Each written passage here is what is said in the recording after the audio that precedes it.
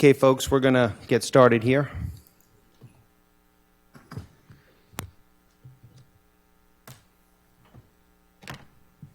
Good morning. Today is August the 5th, 2019. It's 9 a.m. or 9:01. We're in the County Commission Board chambers. I'm going to call our meeting for this morning to order, our general meeting to order, and I would ask that Commissioner Sullivan lead us in the pledge to the flag. I pledge allegiance to the flag of the United States of America and to the republic for which it stands, one nation, under God, indivisible, with liberty and justice for all.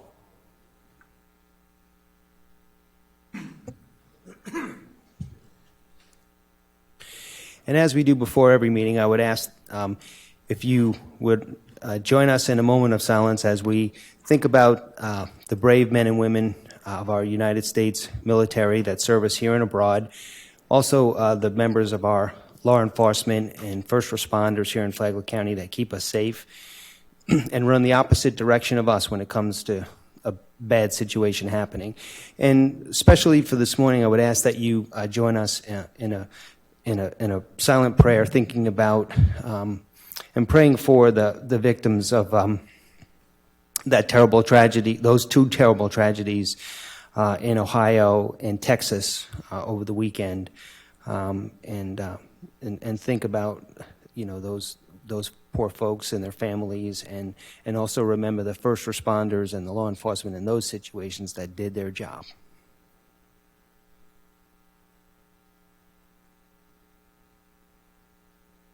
Okay, thank you.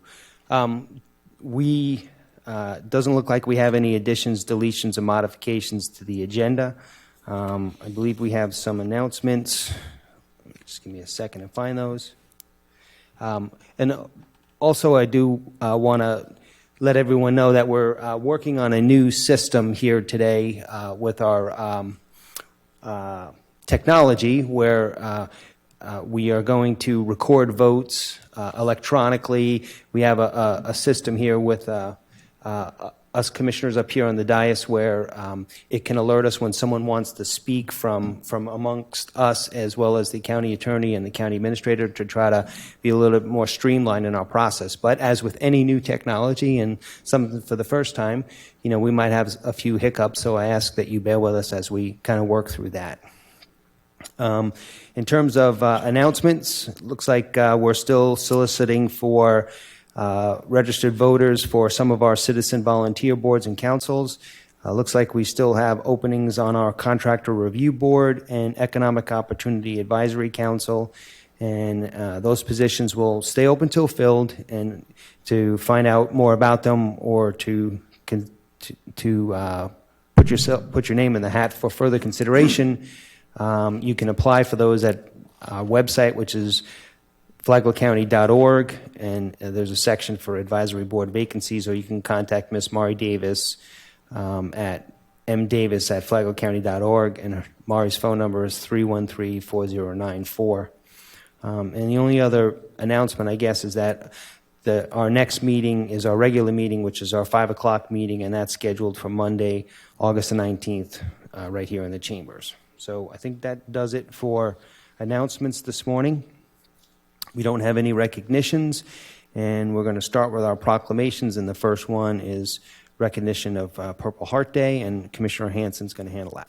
It's a pleasure for me to do this as a 27-year Navy veteran and a survivor of year-in-country Vietnam, and I did not get the Purple Heart. Thankfully, the Viet Cong were not good shots, so I escaped that. But the proclamation of Flagler County Board of County Commissioners proclaiming August 7th, 2019 as Purple Heart Day in Flagler County.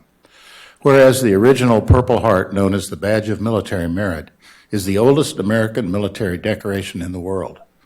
And whereas the Purple Heart was established by General George Washington at Newburgh, New York on August 7th, 1782, during the Revolutionary War, as an incentive to the Continental Army. And it was the first award made available to the common soldier to recognize outstanding valor or merit. And whereas, following nearly 150 years of disuse, the Purple Heart was reestablished by the United States President Herbert Hoover per War Department General Order No. 3, dated February 22, 1932. And whereas the Purple Heart has been awarded to approximately 1.7 million military members of the U.S. Armed Forces who were wounded by an instrument of war in the hands of the enemy, and posthumously to the next of kin in the name of those who were killed in action or died from wounds received in action. And whereas there have been many former Flagler County residents who have paid the ultimate sacrifice in giving their lives in the cause of freedom, and there are numerous combat wounded veterans residing in Flagler County, and as Purple Heart recipients that contribute to their community in countless ways. Now, therefore, be it proclaimed by the Flagler County Board of County Commissioners that they hereby proclaim August 7th, 2019 as Purple Heart Day and recognize August 2019 as Purple Heart Month in Flagler County. Adopted this 5th day of August 2019, attested by Tom Bexley, Clerk of the Circuit Court and Comptroller, and signed by Chairman Donald T. O'Brien of the Flagler County Board of County Commissioners. We have some folks that are going to be recognized. We have the American Legion here. Come on up.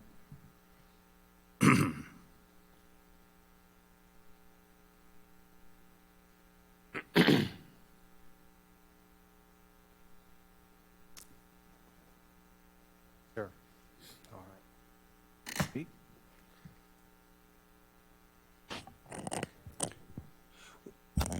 Would you gentlemen like to come up, get a photo with us with the proclamation? Where's Colonel Howell? Would any of you like to speak? You're welcome to do that. Oh, no, I'm a Purple Heart recipient, transplant from New York, reside in the state of Florida, which is very good. I'm glad I came. And hey, thanks for being alive. Hey. Come on up here. Yes, sir. Take a picture.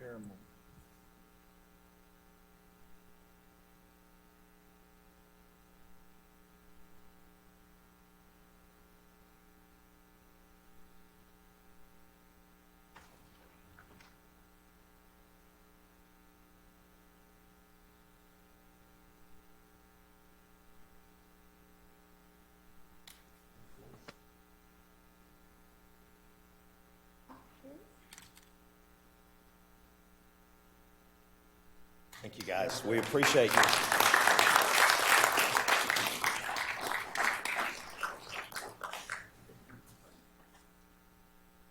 Motion. Oh.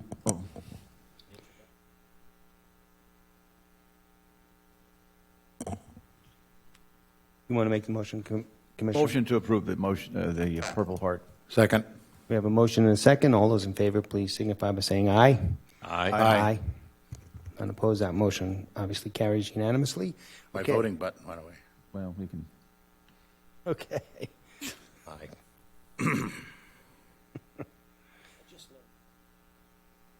Okay, we'll figure it out. Which is which? Prediction has come true. Okay. Thank you, Commissioner Hanson. All right. Next up is a tribute to the 75th anniversary of Smokey Bear. I didn't get a chance yet to Google to see the age of Mickey Mouse, but I cannot think of any more iconic figure in United States history than Smokey Bear. And I mean, it's amazing just to think that somebody like me who's almost 60 knows who Smokey Bear is, just like my 2-year-old granddaughter does. So that's pretty amazing. But Commissioner Mullins has gratefully agreed to read the proclamation. So make sure you get it right, sir. All right, this is an honor. I actually got to tell my son about Smokey Bear just a few years ago, and he just gave me a look like, Dad, bears speak. But this is a proclamation of the Flagler County Board of County Commissioners recognizing Smokey Bear's 75th birthday in Flagler County.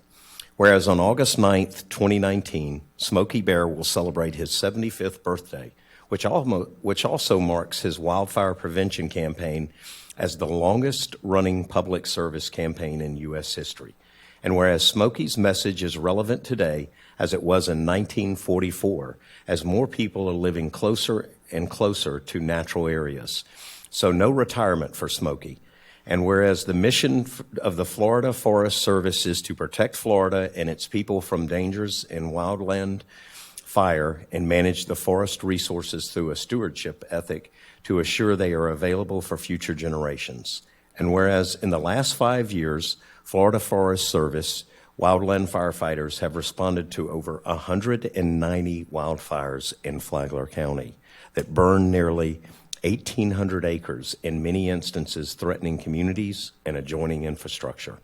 And whereas the Florida Forest Service is actively engaged in promoting and conducting prescribed burns and other wildlife mitigation practices to reduce the size and intensity of a wildfire that may threaten communities and other infrastructures. In the last 5 years, the Florida Forest Service has provided 15,251 burn authorizations to local ranchers, farmers, and land managers in Flagler County to maintain and restore natural ecosystems and reduce the wildlife hazard. Now, therefore, be it proclaimed by Flagler County Board of County Commissioners, and that hereby congratulate Smokey Bear on his 75th birthday and recognize his continued efforts to remind citizens to be careful when using fires in natural areas. Further, the board commends the men and women of the Florida Forest Services for their partnership with Flagler County and Smokey Bear in wildlife prevention and mitigation, and encourage all the residents of Flagler County to join them in the efforts. Adopted this 5th day of August 2019 and signed by our chairman, Donald T. O'Brien. Thank you. Thank you, Commissioner. I see we have Smokey in the audience here, so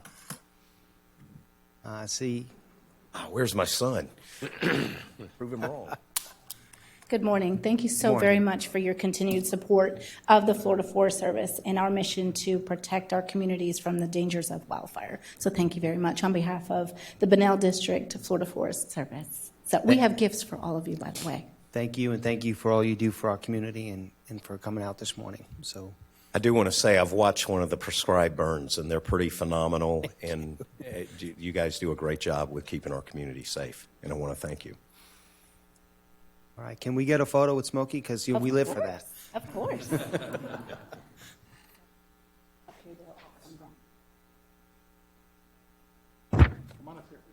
Yeah.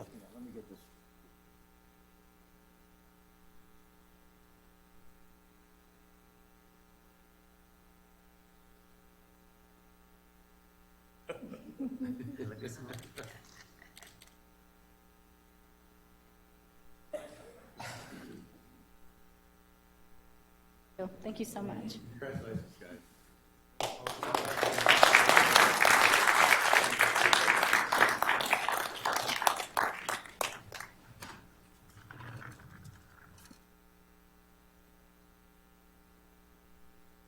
Commissioner Mullins, do you know Smokey's tagline? Come on. Second. To support the Smokey Bear's 75th birthday. I'm lost on it. All right, we have a motion. We have a Second. We have a second. All those in favor of the motion, please signify by saying aye. Aye. Aye. None opposed. That motion carries. What is the tagline? We don't have a voter thing yet. Okay. He made it a voice vote for that particular item. I tried to do it. Okay. The tagline is "Only you can prevent forest fires." Okay. So, okay. Got it. Also, you. It's been a few years. Okay. Thank you to everyone. Next up is our presentations, and first up we have an update on emergency medical services, and it looks like we have Dr. Krista McCabe, our Flagler County Medical Director up. Welcome, Doc. Thank you very much. I do have a couple of folks with me, so I'm going to say a few things, and then I'm going to ask them to speak for just a minute as well. On the heels of what has happened over the weekend in Ohio and Texas, I want you to know that in the last 5 years that I've been serving in this role, within the last 6 to 12 months, we have had an unprecedented collaborative effort across all of the first responder agencies within Flagler County to prepare for an event like that close to home. So I just want you to know that that work, I'm very appreciative to our leadership, all of our chiefs. for coming together across agency lines to work together. The second thing I wanted to mention is that this is the first year that WaterSafe has become a 501c3. So we have, over the last 4 years, been holding that water safety event. This year we had 150 children receive swim lessons at no cost. So that effort has really been gaining momentum. Harm mitigation is certainly something that we strive for in the EMS world. We do have great opportunity in our community for reaching out to very vulnerable populations, one of them being those who have substance abuse disorders. With me today, I have my community paramedic, Karen Prather, and then also Dr. Simonides, who works with the drug court. We have been working very hard to get Narcan not only in the hands of the first responders, but we've started a take-home Narcan program and a leave-behind Narcan program so that our EMS agencies are able to leave Narcan at people's homes if the first responders think that someone is at risk for an overdose, but they are unable or unwilling to be transported to the hospital. We do have a lot of folks who are in need of medication-assisted therapy. This is the first time that we've ever had an evidence-based, scientifically proven treatment for success. So we have patients who are addicted to opiates, and we have approximately a 60% success rate if those patients receive medication-assisted therapy along with psychiatric counseling. That does require some resources, and so I wanted Dr. Simonides to talk a little bit about what he's already doing. Good, thank you. Good morning. My name is John Simonides, and I'm a physician specialized in addiction medicine. I've been on board with Flagler County since 2004. I work with the drug court and the jail system, and I've been providing the medication assistant treatments for them. I really have seen, the drug epidemic just mounting and becoming a big problem for us. And I'm just looking for more help. I've been working with the hospital to try to get more treatment, coordination. I'm trying to get with the SMA to try and see if we can get more treatment. It does require, it's challenging treatment for addiction, but it's very important because it takes life away from me. It does affect families, and it affects about 8% of the population.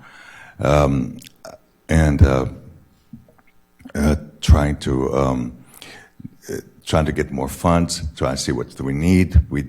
There's needs for housing, there's need for treatment, for inpatient treatment facilities that we are lacking in this county. We're trying to work hard to try to bring those in to the community. Just there's not enough we can do, but we're thankful for any kind of support and help from you.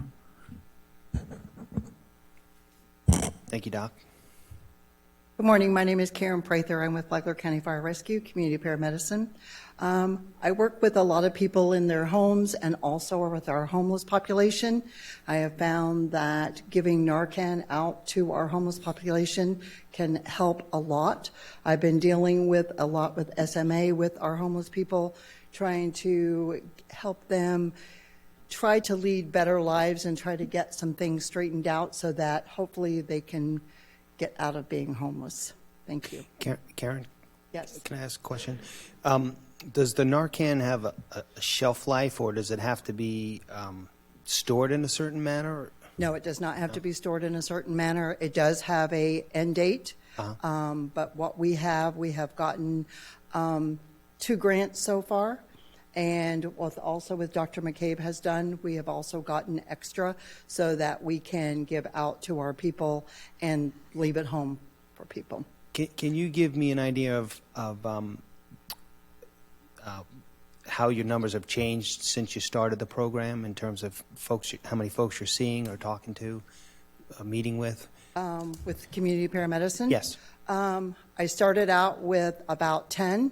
I now have about 110. My homeless population has kind of upped my numbers, but we try to get to everyone that we can get to. It seems to be a very good program. We have gotten people so much help out there. that they did not know about. And it doesn't really matter if you have money or you don't have money.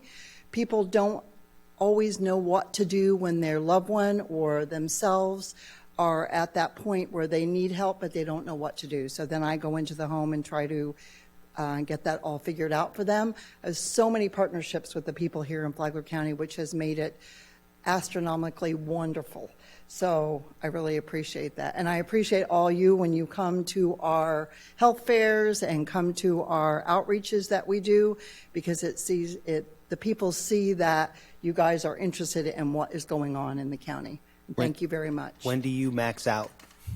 I don't know. I don't know. That's I'm a just gonna serious keep- question. You know, it's a serious question because Yes. we need to think about that from a staffing and support standpoint. I'm just trying to understand, you know, the numbers. I mean, in the conversations that Karen and I have had, you know, what we would like to see is the program grow, because I think the ROI is clear at this point. You know, the vulnerable populations that Ms. Karen has targeted and the utilization of EMS services as well as resources on the hospital side has been markedly decreased.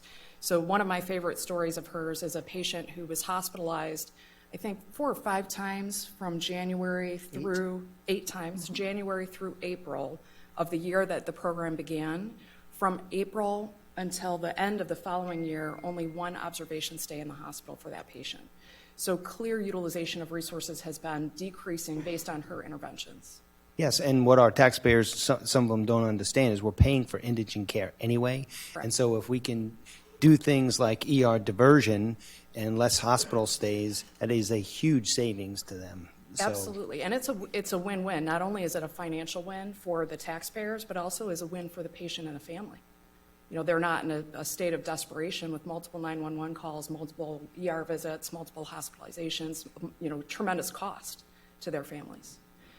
So I did want to mention too, you know, the grant process has been one that we've tried to access. You know, Ms. Karen has worked on it on her side. I've worked on it on my side. We've been able to procure resources for the county through that process. We also have applied for grant funding for some of the medication-assisted therapy projects where we could intervene starting with the ED and on the hospital side, and then referring patients to Dr. Simonides and to other resources in the community. So we are actively working to procure additional funding, but I think, especially with regard to the opioid epidemic, at some point we're going to have to revisit our psychiatric support on the county side. I would like to stay involved and talk more about that. It's an area I think we need to be working on, and I'd like to lend my support and resources towards that. Thank you, sir. Commissioner Hanson, I think you chime in. Yeah, I just want to, Doctor, I just want to tell you, I've been talking to the hospital, and they're starting a program that's going to help you quite a bit, and they're in the initial stages of setting it up. So I look forward to that. They're going to help you with some mental health expansion of what they can do. So I think that's a good step for our county, I think. We've been working with them. Yeah. Thank you very much. You know, there's at this time there's more help for medications, but not for treatment. You know, which counseling is mental health. Again, coming back to the same issue, mental health is a problem that, you know, which really involved in every disease we know. There's some kind of mental component to it. But with addiction, it really becomes more like paramount, and something needs to be done about it. Yeah, well, I'm encouraged that the hospital has chosen that path to go down to beef up that part of their service. So that's good. It's good. Thank you for all you do. Thank you. Commissioner Sullivan, I apologize. I missed your button first. It's okay.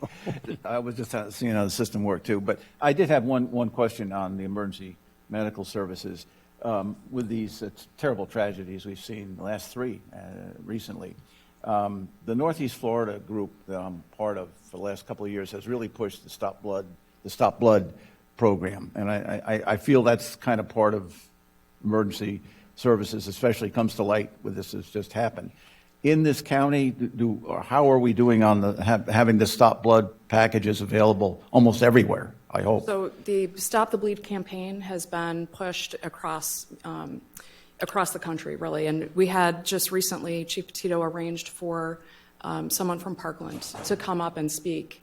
And we had a 2 to 3 hour presentation and they talked a lot about how important that particular effort is. So Jonathan Lord, who's our emergency manager, has been working closely with the Northeast Florida Coalition. He was able to procure a number of the tourniquet kits, and that has been part of that collaborative effort that I mentioned across first responder agencies to make sure that we have training, appropriate training, because that certainly is, tourniquet use is certainly something that requires an educated user to ensure that we have patients who are most appropriately being identified as recipients of that particular intervention.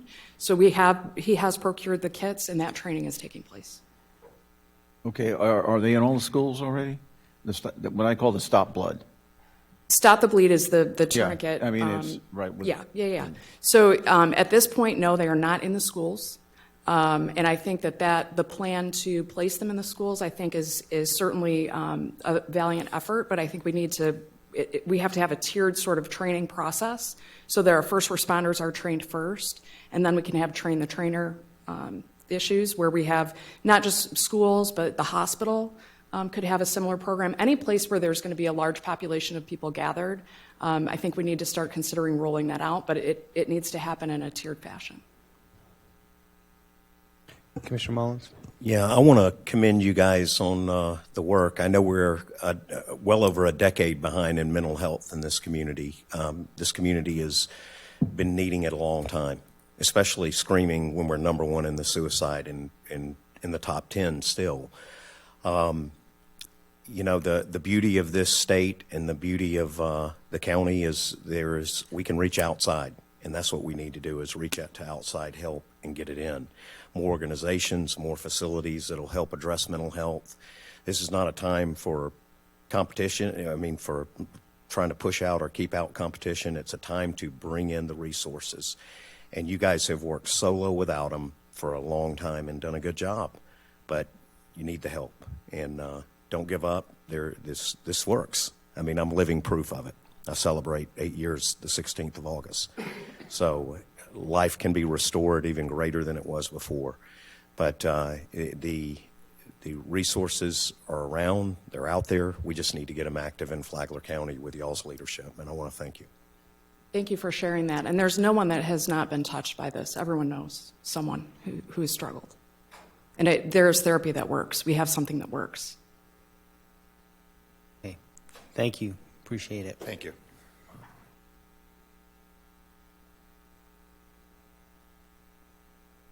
Okay, our next presentation is an update on the efforts of the Flagler County Chamber of Commerce. And it looks like we have Jorge Gutierrez, who's the president and CEO of the Chamber of Commerce, and I know one of the board members, Mr. Mark Langella. So Yes. Welcome, gentlemen. Thank you. I'd like to start really by thanking Chairman O'Brien, the Commissioner, and Jerry Cameron for having us here today. It's great to give a quick update on the Chamber. But before I do that, I also want to congratulate the county and Helga and her team for just coming forward with such a great economic development initiatives. One in mind comes is the Columbus Project, which we fully support.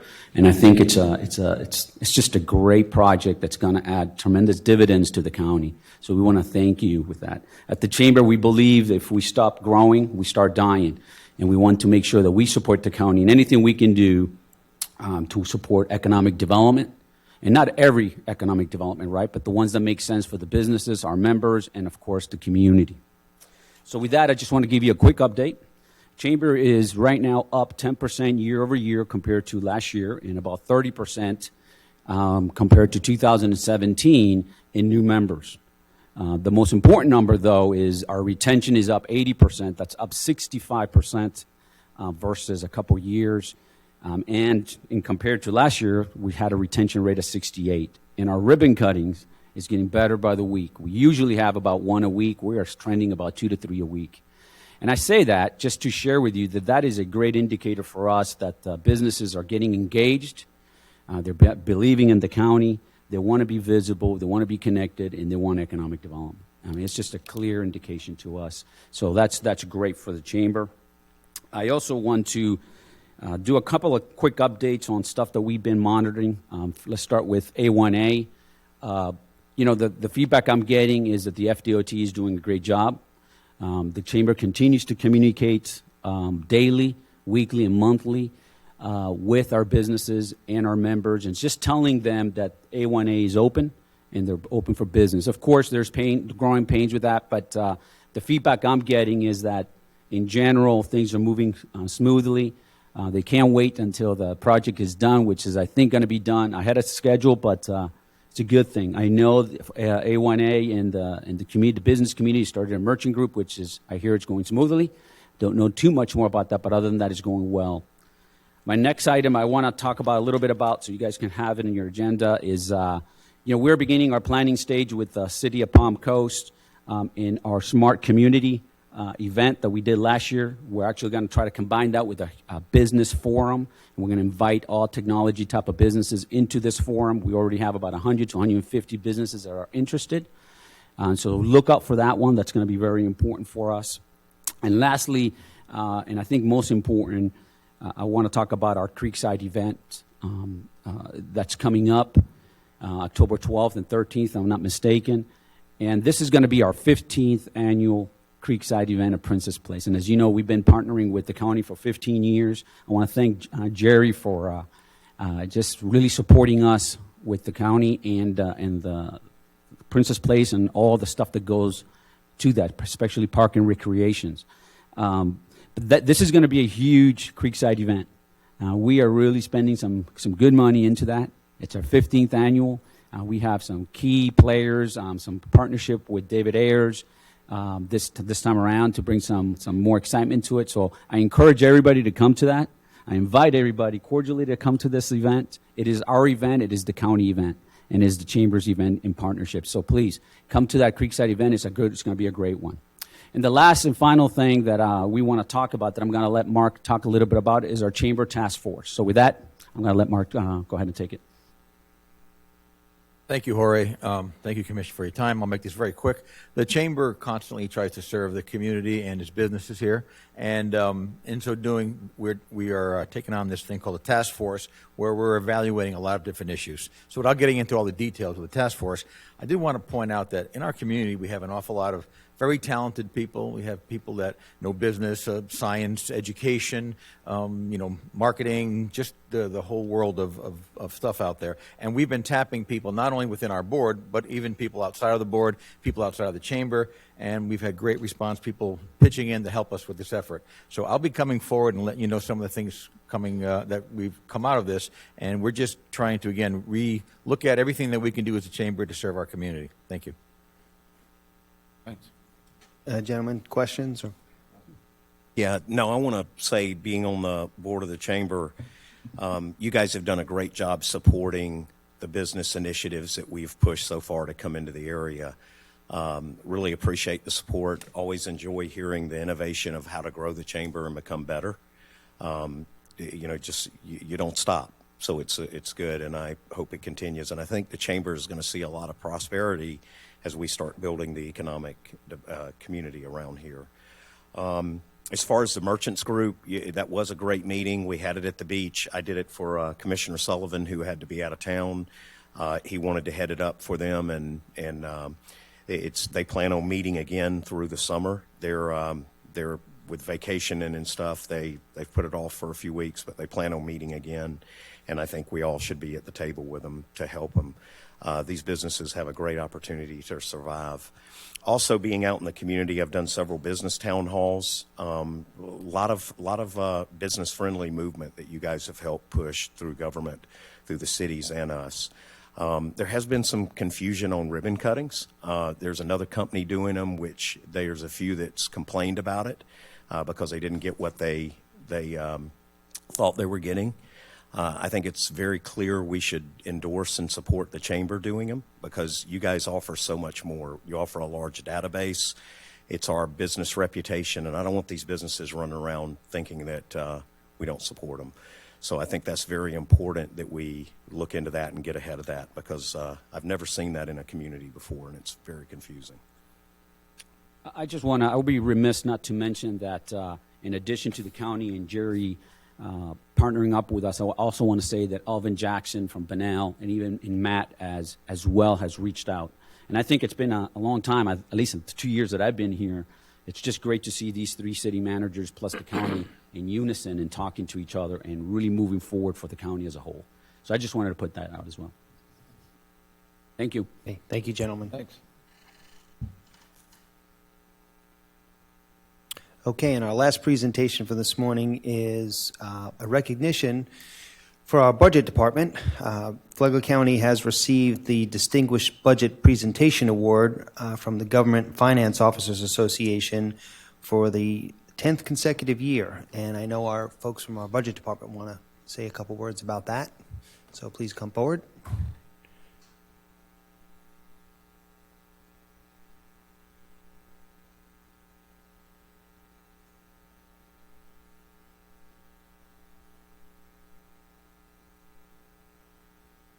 Good morning, Commissioners.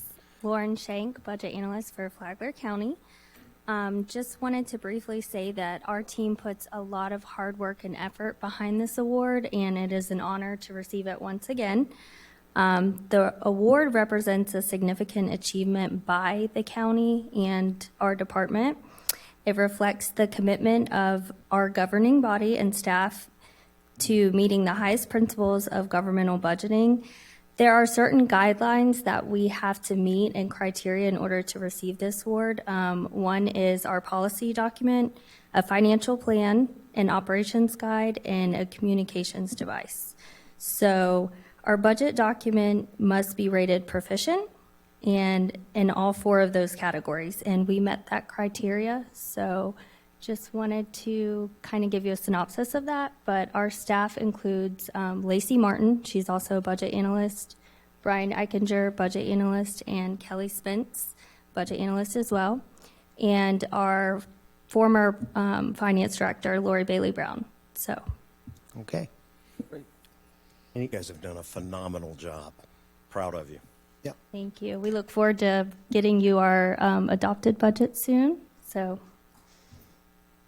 Very good. Can we get a quick photo with y'all? All right.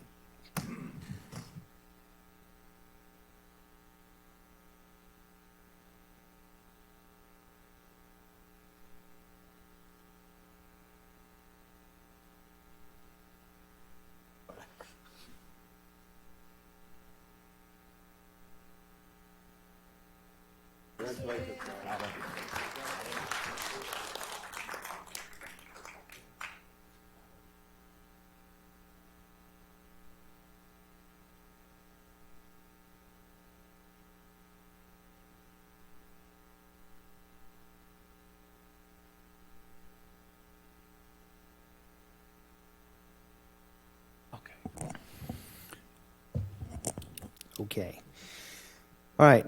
Next, we'll move into the community outreach portion of our agenda. And as a reminder, this is a 30-minute time period allocated for public comment on any consent agenda item or topic not on the agenda. Each speaker will be allowed up to 3 minutes to address the commission. Speakers should approach the podium, identify themselves, and direct comments to the chair. So please come forward. Morning, Sheriff. Good morning, Mr. Chairman and Commissioners. I'm Sheriff Rick Staley, Flagler County. First, I want to piggyback on what your emergency medical director mentioned. Over the weekend, we used Narcan 3 times. The deputies administered it, so it's not waning, and we've saved a number of lives with that. But what I'm really coming today, for the last probably 16 or so months, I've been coming to you with problems and issues, right?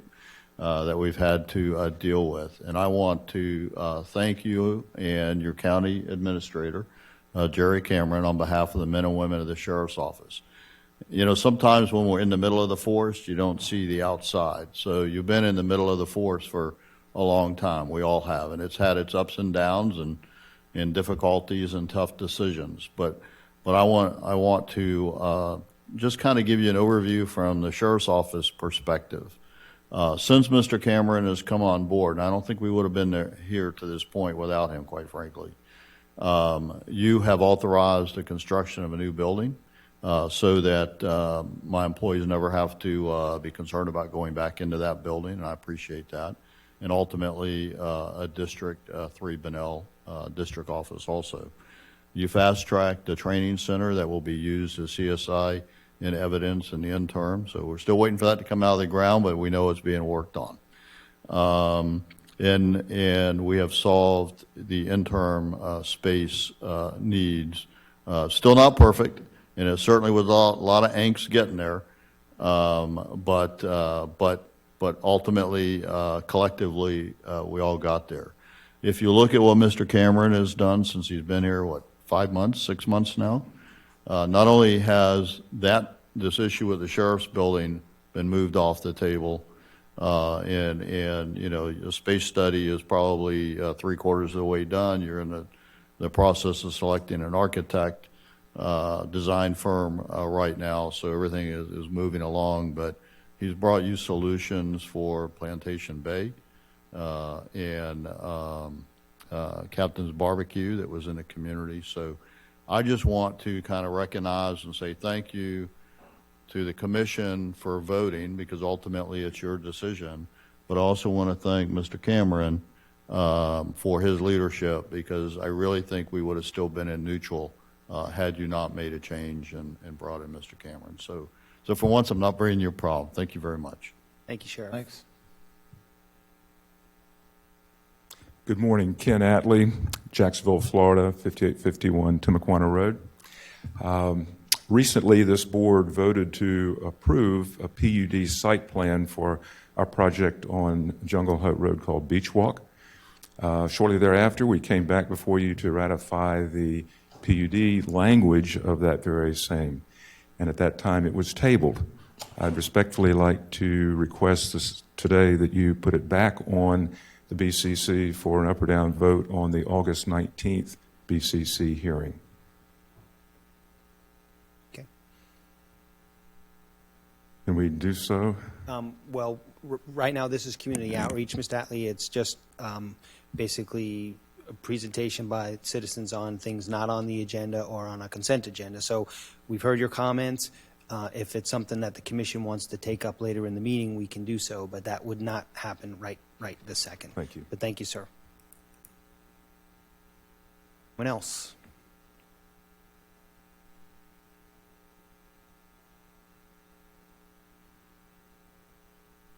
Welcome. Good morning. George Mayo, Palm Coast. I had asked this board previously, a month or so ago, concerning the contractor who cuts the grass on the center dividers on US 1 and other areas. I believe it was Friday. I was going south down to Ormond Beach, and the grass was up to my knees. Previous contract you had, I don't ever remember the grass being that long. So I'm asking again, can we look into it? Is the contractor we have performing the services according to the way the contract is written? I'm wondering, City of Palm Coast has center dividers, and it never gets that long. So obviously they're cutting it at different intervals. But when somebody drives into Flagler Beach along US 1, it looks raggedy, and perception is reality. So I'm just asking if the contractor is performing up to what they are being paid for. Number two, I just spoke to the doctor and an EMT, et cetera, as they left after out here, and I was surprised that the bleed out kits are not already in the hospitals. I spoke to them and they said it's an evolutionary thing. We have to do this, we have to do that. They also said they're looking for bulletproof vests for the EMTs now because of the situations where EMTs have to get close to the situation and to be protected. And I was surprised when they said they're looking for donations, or they have received donations to buy bulletproof vests for our EMTs. And I wonder how does that happen? And I'm looking here in today's business item 8B and 8C. We're giving away thousands of dollars through the Tourist Development Council for plenty of things here, tennis center, garden clubs. I'm not throwing shade on any of these people. They probably all deserve it. But if we can afford to do that, how is it we cannot afford some extra money to provide proper bulletproof vests and whatever is necessary, bleed-out kits if we need more and it's taking time to get them? How is it we cannot provide money for these items? These, to me, seem much more important than providing some of these other things. Not that they aren't important, not that they won't generate revenue. But if we want to look for the safety of our people, our EMTs and our firemen and everybody else, I think that needs to be looked at. Thank you. Thank you, Mr. Mayo. Anyone else? Good morning, Commissioners and Chairman. I'm Joy Ellis. I live in the Hammock. I just wanted to thank you for your previous action on Beach Walk. I think you took that action in consideration of the comprehensive plan, the land development code, and the corridor management. And I hope that you will be consistent in supporting those principles. Thank you. Thank you, Ms. Ellis. Anyone else for community outreach? Okay, seeing no one else approach the podium, I'll close the community outreach portion of our agenda. Mr. Cameron, any wish to address some of the comments from Mr. Mayo at this point this morning, or is it something you'd like to get back to him on, or? Yes, sir. I would be happy to chat with him. Does some of the funds he was referring to are earmarked funds? Yes. Can't use them for those Right, purposes, yeah, but that's a discussion that would be better held if he just contacted my office, and we'll sit down and explain how that system works. Okay. All right. Next item is our consent agenda, and we have a pretty large packed consent agenda. Oh, I apologize. So, Commissioner Mullins? No, I just want to take a minute and just reiterate with the sheriff. When I got in 7 months ago, when I saw the problems with the sheriff's office, I thought they were near impossible to solve in 5 years, much less than 5-6 months. And Mr. Cameron, you and the staff have done a phenomenal job. I'm very proud of you, very proud of the action y'all have taken and the decision. We have not had to workshop these things to death. We have taken action, and you have made, with the help of these other 4 guys, made us all look good, and staff look good at solving problems, not just kicking them around. But I want to thank you again, and thank Tom and the sheriff for sitting down and finally getting this thing put to bed for the citizens. But it is great to have this behind us. Commissioner Sullivan, I think you pushed your button as well, didn't you? Right, and I'm sorry to stop it again, but I am also not happy with the answer we got on the stop blood situation. I know that at the Northeast Region meetings that I've gone to over the last 2 years, it's been a major deal that's been going on, including they bought a few thousand of these kits and were willing to give them to counties and for their high schools and public places. Like there should be a stop blood kit here, as an example, because they proved in one of these latest killings that happened over in the last 3 that the stop blood saved lives.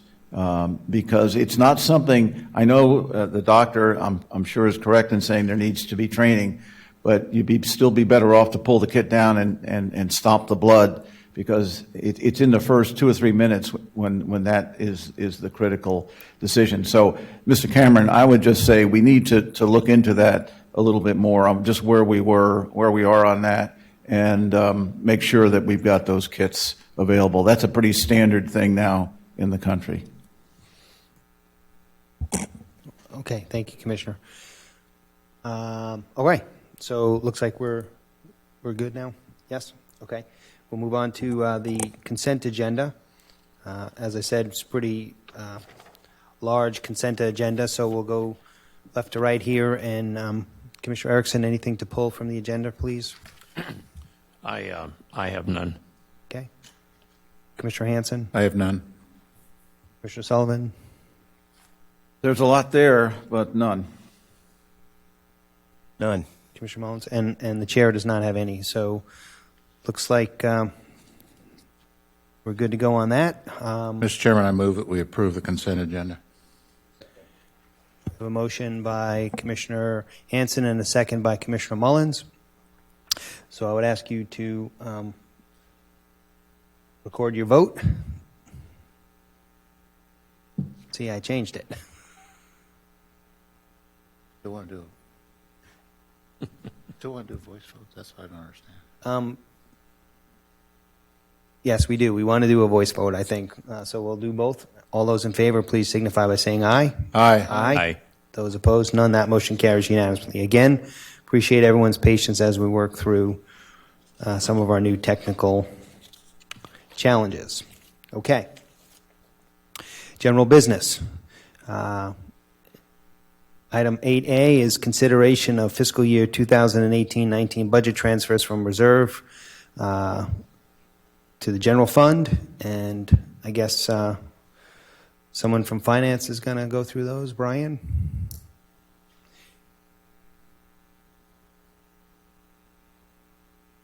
Brian Eckinger, budget analyst. Today we're just taking a couple of items, kind of cleanup items. First item, fire rescue had an accident with their rescue earlier in the fiscal year.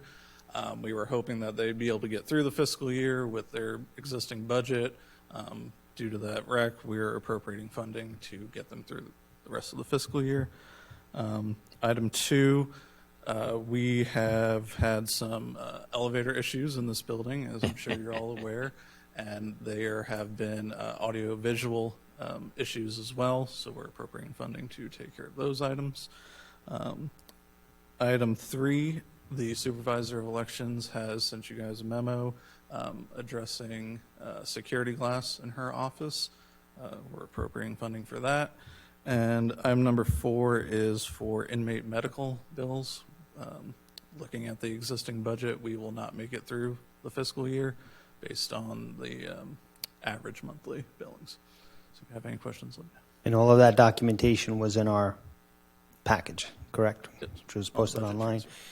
Okay. Any questions for Brian, commissioners? I just want to speak on the supervisor election issue. That one's just critical. We have to get that fixed. Her office lends itself to something could go wrong, and if we do this, it really sets up our SOE's office to be very secure. So it's a critical piece we need. Okay. If not, I'll open this item up to public discussion. Katie, was there anything you wanted to present? Good morning, Commissioners. Katie Linhart, Supervisor of Elections. I did send you a memo, so you have all the info. I just wanted to reiterate that we're working very closely with the Department of Homeland Security, not only for cybersecurity and making sure that our network is secure, but also for physical security. Those two things go hand in hand. We had a physical security review with our regional security advisor.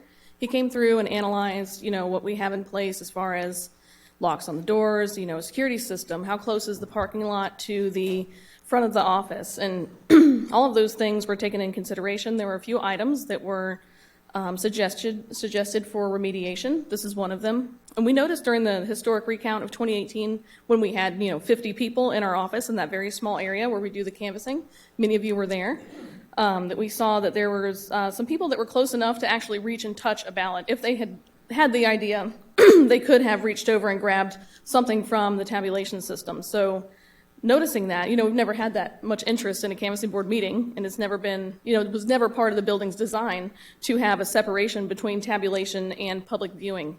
But this glass enclosure would really lend itself to maintaining the transparency of the process, but also keeping our ballots secure. So that's a major issue. It's also an installation of a bank teller type of glass. It's like 4 feet high, I think, that will keep our front counter office staff safe in the case if there was ever an issue. We're doing a lot of training in the office for, active shooter training, conflict resolution training, because it's just, you can't be too safe, you can't be more careful. And coming up on a presidential election, hopefully it won't ever go there, but the issue is you cannot be more prepared without physical security measures in place. So those were two of the recommendations. I'm asking for the funding for that in this fiscal year right now, because in October we begin our initial stages of election preparation for the presidential preference primary in March. So in October, we'll get started with that. So do you have any questions about the security enclosure? Okay. I do. Oh, yes, go ahead. You had me up until the enclosure in front of your staff. Okay. And the reason I'm saying that is because, and look, I participated in the recount last year. I watched you and Judge Disler run the whole operation. You did a fabulous job. And I did too feel some of that uncomfortableness of a lot of people crowding into an area. And I can remember a situation where even Judge Disler had asked one of the deputies, hey, can you ask these folks to back up here a little bit, Right. just because it was that kind of environment. Not negative. It was just crowded and, Yes. and well-meaning people. But, and I also understand the need for glass around the vote tabulation machines, and I understand the physical side of the security and the cyber side of security. But when it comes to the glass in front of you folks, I just wonder if that's overkill. I don't, if that's part of an overall perimeter, if you will, then maybe I guess I'm okay with that. But I understand and I support all the rest of it. I just didn't see the logic in that part of the security, the physical security. I don't believe you take in any cash. If you do, it's probably minimal, maybe from people paying for petitions. I don't know if candidates are allowed to do that with cash or they have to pay by check.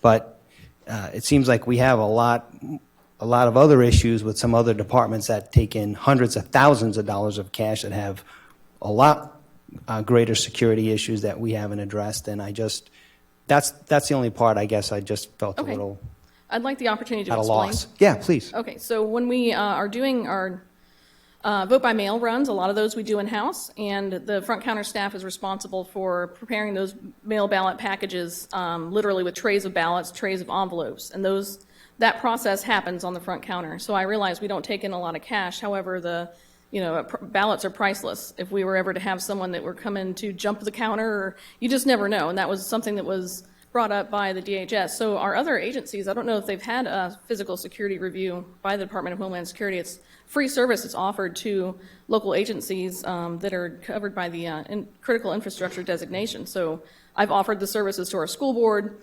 to have those reviews done for our schools to see if there's anything that can be helpful there. And I've, given out the information to the city of Palm Coast and other agencies, even here at the county, to say, here's our regional security advisor, please call him. He can help you, with either with the network or the physical security. So maybe that, I'm not, bringing up the point that maybe everybody should have security glass, but when we have people assembling ballot packages on the other side of a counter that's not very high, even a tall person could reach over and grab something if someone were to walk away or have to go get a copy at the copy machine or write out a receipt for something, public records request or something like that. So that's the reason for the glass enclosure at the front counter. Okay. Again, I guess I'll just have to have a difference of opinion on that one aspect of it, but the rest of it, I totally understand. And it does, we do, as Commissioner Hanson said, it's critical. Our citizens and our voters need to know that their data, our data, the voting, the voting process is unpenetrable and untouchable and safe. So Absolutely. All right. I've asked to speak. Okay. I see a motion. But Before, no, this is, Go ahead. I can also speak to Yeah. before it. Just commenting on this. I was talking to some people the other day at one of our events or someplace, and here's my point. 5 years ago, if I had made this statement, people would have said, "Oh, you're crazy." But my statement is this: if somebody came into this room right now and started shooting at us, it'd be horrible. But one of the things people would say was, well, that's not really a big surprise. I'm serious, that given what's been going on in this country, shootings in public venues like this or any other place aren't a surprise anymore. There were 3 of them in the last 3 or 4 days. So I think the point in support of extra security measures is that the world has changed. And like it or not, almost any kind of public place, and almost any place, but the election office is one of those places where people can go crazy and get all upset about something. And therefore, I think that if the money's available and it's not exorbitant, that we should support security improvements to any of our public facilities. And therefore, I therefore make a motion that we approve general business item 8A, consideration of fiscal year 2018-2019 budget transfers from reserves for the general fund. Well, we need to finish up public comment, because before we add that motion, please, sir. Okay. All right, so. I just had one quick thing. Request for the board to please make the appointments for our canvassing board for the upcoming election. We do have the workshop that's coming up in October. I can't believe this is August already, but it's coming up soon. So if the board can make those official appointments and get those to my office, that way we can get the workshop information out to whoever the alternates might be to make those appointments. It would be very good to do it soon. Thanks. Okay. Thank you, Katie. Anyone else from the public wish to comment on this item? Okay, seeing none. One last thing, Mr. Cameron, was there something you wanted to say? Yes, I had a couple of things. I'd recommend that you amend the motion to increase the inmate care by $25,000. I believe that will keep it from coming back before you before the end of the fiscal year. And if we don't use it, it will carry forward. Anything else, sir? Second one is I'd like Jonathan Lord to give you a quick update on the Stop the Bleed kits and where we have them positioned. Well, we want to finish this business item first, but yes, okay, thank you. All right, so Commissioner Sullivan, would you? I will restate the motion on item 8A, consideration of fiscal year 2018-2019 budget transfers from the reserves for the general fund. Request we approve that. Okay, see. Thank you, Commissioner, and I think we have a second from Commissioner Mullins. All those in favor of the motion, please signify by saying aye. Aye. Aye. And Mr. Chairman, did that include the increase? 25,000? No, it does not. So we need a separate amendment on that. okay, you want to make a motion on that? Make a motion to increase the inmate, I need the correct term. Inmate medical care. Inmate medical care by $25,000 coming out of reserves. We have a motion and a second on that. Any public comment on that motion? I have a comment. Is there something that warranted this? Oops. I needed to press a button or something? No, sir. Go ahead. Okay. Is there something that presented this particular increase? I mean, I know we have more prisoners over there, but would that not have been in the sheriff's budget? Normally, that is a very volatile situation. Depending upon the diagnosis. It depends on if you get one or more inmates with a serious medical condition, you're obligated to take care of them. And just my experience with that discussion with Brian shortly before the meeting, that I think that it would be appropriate to increase it by that amount to keep it from coming before you. So we couldn't push the expense back on the county if the person was a Florida resident that he not if came they're from? in our jail. We own them if they're in our jail. I mean, so we're saying the incident happened at our jail then? Yes, Okay. it's either during arrest or while they are incarcerated. I understand. I thought that perhaps we've had in other occasions where some people have created a particular act to get into jail to be able to get medical care for something they already had, and I just wanted to make sure that something like that belonged. I would like to see that go back to the county that the person came from. If it is a condition that they would have gone into our hospitals on a non-custodial, then yes, we send it back to the county. Okay, I'm going to call the question. All those in favor of the motion, please signify by saying aye. Aye. Aye. None opposed. That motion carries unanimous. Okay, thank you. Thank you for the adjustments. Item 8B is consideration of Flagler County Tourist Development Council Fund 110 Overnight Stay Special Events Grant Funding. And it looks like we have a whole host of them. And Ms. Amy Lukasik is going to come up and discuss them. Thank you, Amy Lukasik. Last month's TDC meeting, the board reviewed the 2019-2020 grant applications for overnight stays and the regional drive market. Of course, this funding is pending the final board approval of the 2019-2020 budget. And I would like to just give you a brief summary about our process for those grants. When an applicant comes to our office, and we assist them with filling out the paperwork, we bring all of those applications to the TDC board. So in essence, there's not a vetting process from our office. Our role currently is that we provide guidance for any lodging partnerships, any advertising, the economic impact surveys that we request, and any further resources that they may need help with. So with that said, there were a total of 32 grants that came before the TDC board, and out of those 32, 8 were denied or failed due to a lack of a motion. So what we're requesting today is approval of the recommended approval from the TDC board of those grants, and I believe there may be some applicants that were denied that would like to address the board as well. But I'll be here to answer any questions. Commissioners? Go ahead. Me? Yes. Thank you, Commissioner. Earlier, we had the question raised about maybe how could we afford to put money in this and not in other things. Could you just explain for the group, though, where the money comes for TDC to provide these grants? Absolutely. All of our funds are generated from overnight stays. So whether someone stays in a hotel, a campground, an Airbnb, vacation rental, there is a special tax that is put on those overnight stays, and that is where we receive our funding. So due to that tax, we have statutes that we have to follow of how those funds are spent, which is to continue to generate tourism in the county. Right, and the money can only be used for that. Exactly, yep, by statute. Commissioner Hanson.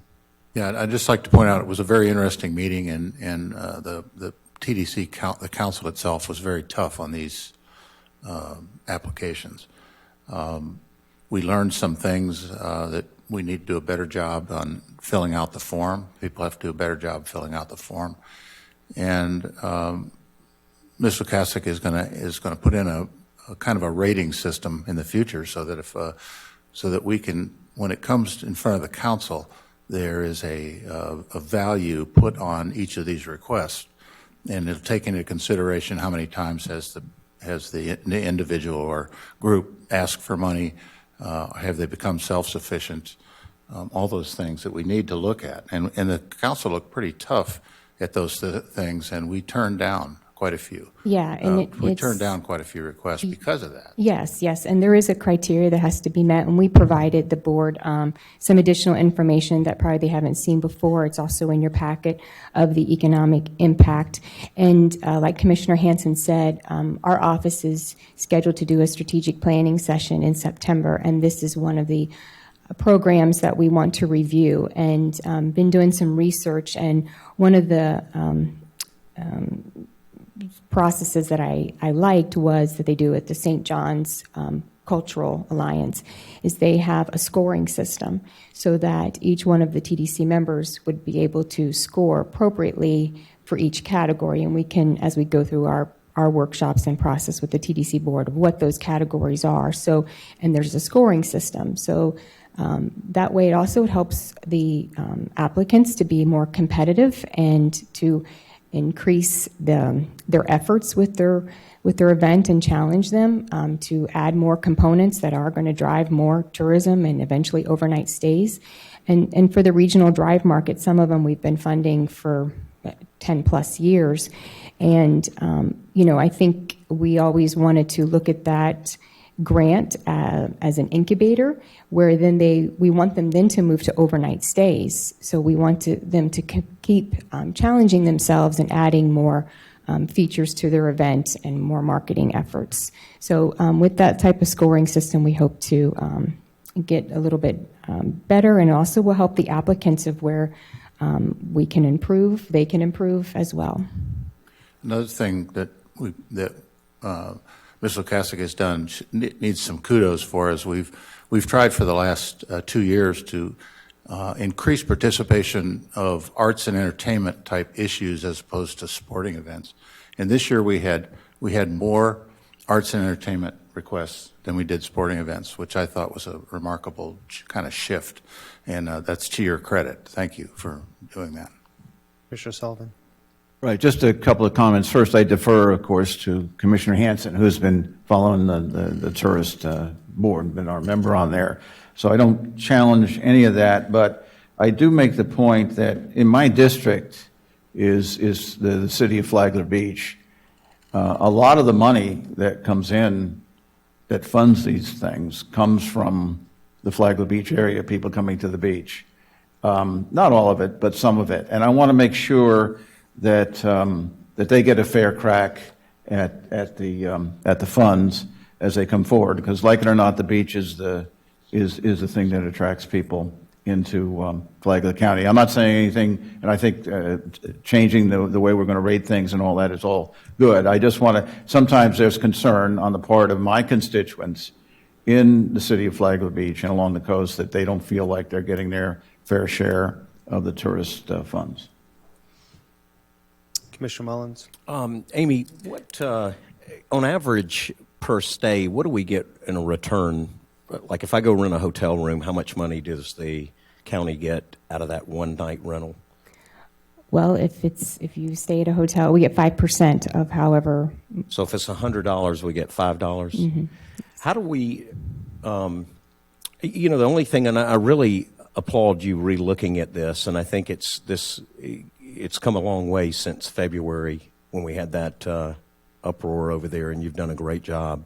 I've got a lot of calls about this process that was done last week and a lot of impact and communication that's done. I think one of the things we need to look at is if we've got a one-time event and it's bringing in 100 people, what is that, what are we talking about, $500? So, and we're giving them $2,500, and I'm talking about, there's several of them in here, but car clubs, different things like that. I don't see how that's going to bring continual tourism in when it's a one-time event. I feel like we're kind of helping that and not really meeting the goal. And that's what I've heard a lot of input from people calling. So I think as you look at that, kind of take a look at the long haul and see, is this event really going to bring back and pay, or are we giving more money than we're generating in? Because in business, that's the quickest way to shut down is you pay more out than you get incoming. So, but I do want to commend you and the staff for doing a great job. I'm very proud of y'all, and especially at the merchants meeting, they were so glad you were out there and speaking to them and talking to them about what tourism is going to do to help those businesses. And I think that's one of the things that Commissioner Sullivan's saying is kind of going back and doing things like that, showing them it's not always money. It's just sometimes making awareness and pushing a program with them, which y'all are starting to do. And great job. And just one other thing, Commissioner, I wanted to echo what you said about two things. One, the focus a little bit more on the arts community and art type events. I think that's a good change or a good focus. And I would support your efforts on ranking in the future and looking at a scoring kind of algorithm, if you will, because I think for being around the community for a long time, I think there's some groups that just think things are dialed in and they, pre-budget for money that they think they're going to receive 2-3 years out because they've always gotten it. And maybe there's new events that warrant another look. And so I appreciate the effort to constantly do that. Yeah, and I do want to state that all of the events, whether they get approved or denied, they still have our support as far as promotion, and we put them out there in our e-newsletters and our social media and on our event calendar, which is like our third, usually the top 3 visited pages on our website. So there still is tourism support and will always be that way. Continuing on that line, this, you got to remember what this money is for. It's an incubator, especially on the drive market. And Mr. Mullins, that's if they get 2 people, it's a success. And it's an incubator, and we're trying to promote these events so that they can grow and get bigger and bigger and bigger. And that's why we do this. That's why we give this money, these grants out to these people. And they can't get the money if they don't apply. So, Mr. Sullivan, I'm concerned about your comment. If they didn't apply for money, then we can't give it to them. They've got to come in and ask for the event, for us to support the event. And I don't believe we shorted Flagler Beach in any area. So anything they asked for, I think they got. So, and you're doing a great job. Just keep it up. Okay. We'll open this item up to public comment. Anyone from the public wish to comment on this item?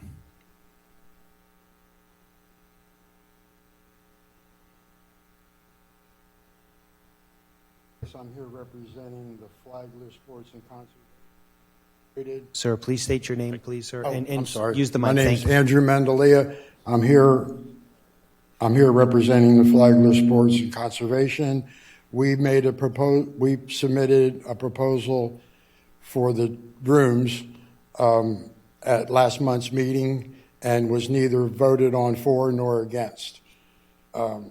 This is a Florida CFDA, Florida State Championship, that goes on for 4 days. The $2,000 goes towards the tournament. We just about break even every year on it. We bring in 70 plus people or 70 plus families from all over the country, from Washington State, California, Maine, down to Florida. Probably 40 states represented every year. We put the request in this year for 50 nights, the $2,000 grant.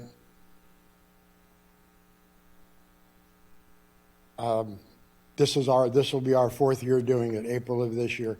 We do it at the Flag Agricultural Museum, and we always try to schedule it in with one of their events so we can bring it in. We're hoping to have another sheriff's competition this year and raise money for the Sheriff's Boys Ranch. And if you all have any questions. Okay. Thank you, sir. I'm sorry, I'm not a great speaker, but.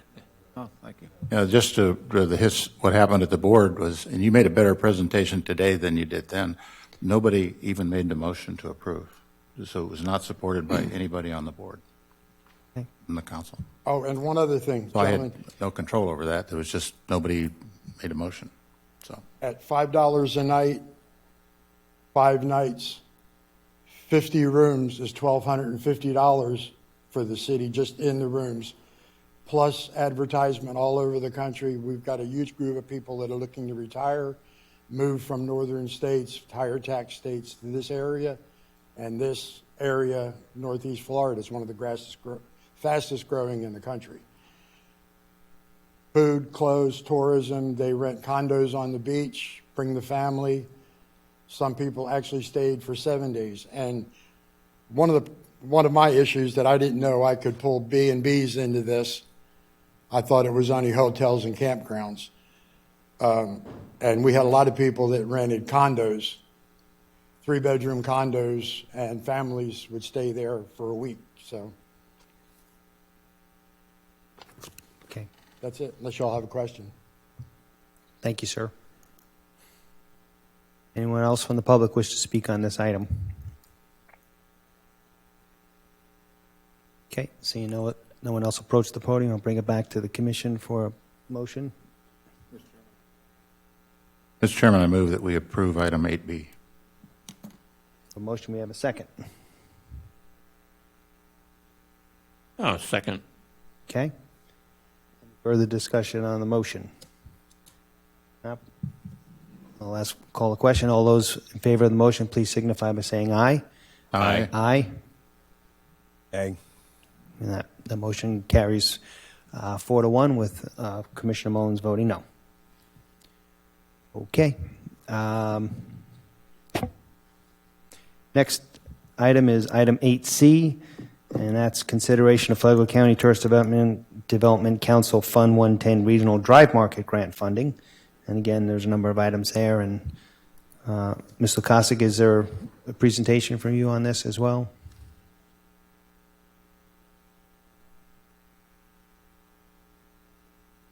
I apologize, I was speaking to the applicant. What item are you on? The 8C. 8C, the regional.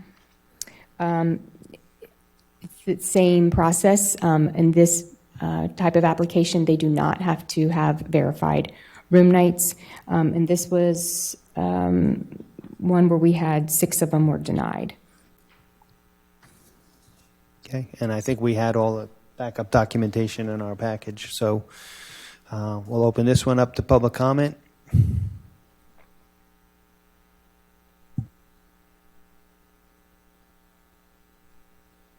Good morning. Morning. I'm Sarah Eulis, Chair of the Palm Coast Holiday Boat Parade, now in its 37th year as a fixture of Palm Coast under the stewardship of the Palm Coast Yacht Club. I am here to respectfully request that the decision not to award the parade a regional drive market grant be reconsidered. The parade is now Central Florida's largest. For 37 years, the members of the Palm Coast Yacht Club have been supporting it by ourselves as our gift to the county, with the exception of a $500 grant from the Florida Inland Navigational District to underwrite a few modest costs. We have unsuccessfully pursued private funding from Walmart to West Marine. Our financial resources solely from member dues are stretched very thin, so we were delighted to learn that we might have some help with the financial burden that the parade carries with it. As I understand it, the grant is awarded to events which promote tourism to Flagler County. The parade does just that. Last year brought 47 registered boats to our unique section of the Intercoastal Waterway, with hundreds of people lining the shores, jamming St. Joe's Walkway and Waterfront Park to cheer it on. These people came from far beyond the county lines. This weekend, I contacted boaters who participated last year to ask if they have friends and families coming in from out of town, and the answers, which are still coming in, are a resounding yes. They stay overnight, they go to our restaurants, they visit our gift shops, they spend money.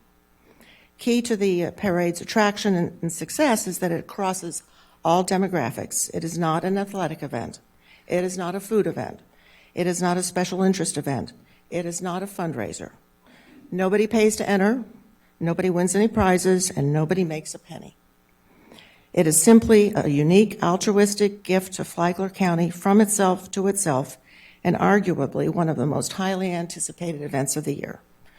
And yes, there are beneficiaries, the boaters who love being in it and the spectators who love watching it. But more to the point to you is that the primary beneficiary is Flagler County. The parade is already literally a flagship for the county. The bigger the parade, the more important to Flagler County it is as a tourist destination. We hope you will give the parade the official recognition and support it deserves now and in the future. I thank Craig Leninger and Amy for their assistance, and I thank you all for this opportunity. Thank you. This is not, Are there questions? okay, no. Okay, thank you. Anyone else wish to comment on this item? Okay, seeing no one else approach the podium, I'll close public comment on item 8C. Back to the board for a motion. Move to approve item 8C. A motion, do we have a second? Second. We have a motion and a second. All those in favor of the motion, please signify by saying aye. Aye. Aye. Aye. Opposed? Nay. Excuse me, Commissioner Mullins votes opposed, so that motion carries 4-1 with Commissioner Mullins voting opposed. Okay. If I could make a kind of a closing comment on those. Please. The two people that came up and spoke tonight, or this morning, gave much better presentations than they gave in front of the Tourist Development Council.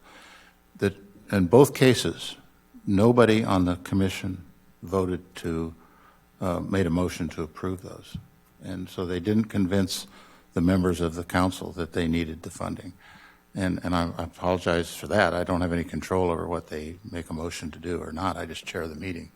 But I think the lesson there is that if you're going to, you need to make your case. If you're coming in front of the council, you need to make your case. And both presentations given today, I think, might have made their case in front of the Tourist Development Council. Ma'am, I can't allow you to speak. I apologize. Our public comments closed on this item, and it's a voted item. Thank you. Okay, we'll move on to item 8D. That's discussion of a beach equestrian ordinance and related permitting procedures. Yes, sir, Mr. Chair. This is perennial problems come up probably 2 or 3 times, even since I've been here, and it will come up more often as the beaches become more crowded. The ordinance has got some complexities to it in as much as we have citizens that do the training and citizens that can actually issue a permit for a horse on the beach if a person has taken the proper training. Setting up that program has some nuances to it that require a little extra time from just an ordinary ordinance. The legal department has put together an ordinance that is pretty much complete except for that training of master equestrian beach guides. So what we would recommend is that we go ahead and continue with that, and we actually workshop this item because it's got a lot of competing interest in it. You have environment is concerned, you have the people on the beach that are concerned. It has a significant tourist impact. It also has a long tradition, and all of those competing interests need to be considered in the ordinance. So I would suggest that sometime within the next 30 days we set up the workshop, and then after the workshop bring forth a full ordinance. And I'd like to get the various parties in here to comment on the course that we are taking. Commissioner Hanson. You know, this is brought about by several complaints from people about horses on the beach, and namely, it's picking up the horse poop, if you will, and they're riding the horses up onto the dunes where we're trying to grow plants and do that, and then riding through the people that are laying out on the beach.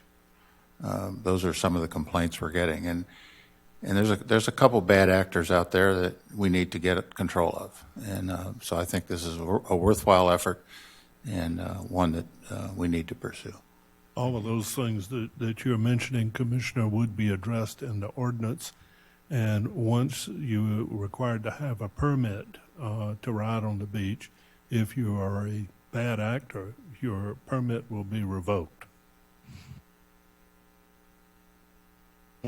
All right. So I would ask for, Mr. Chairman, just a consensus that we need to do this in a workshop. We need to workshop this.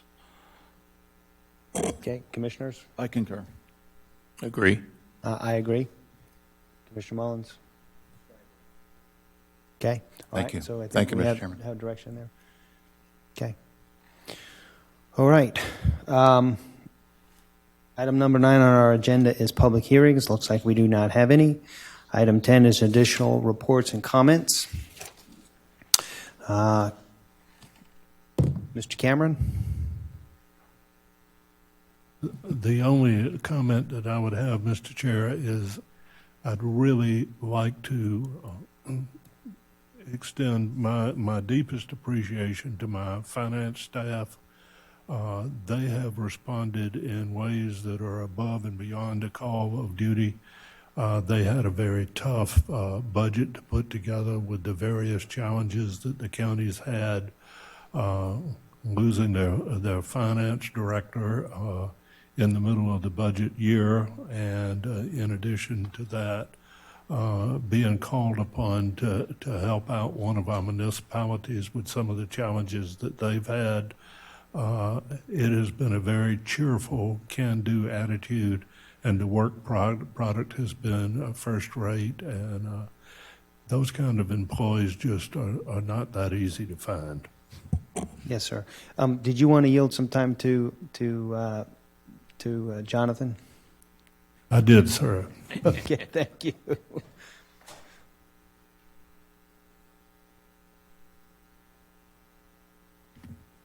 Morning, Commissioners. Jonathan Lord, Emergency Management Director.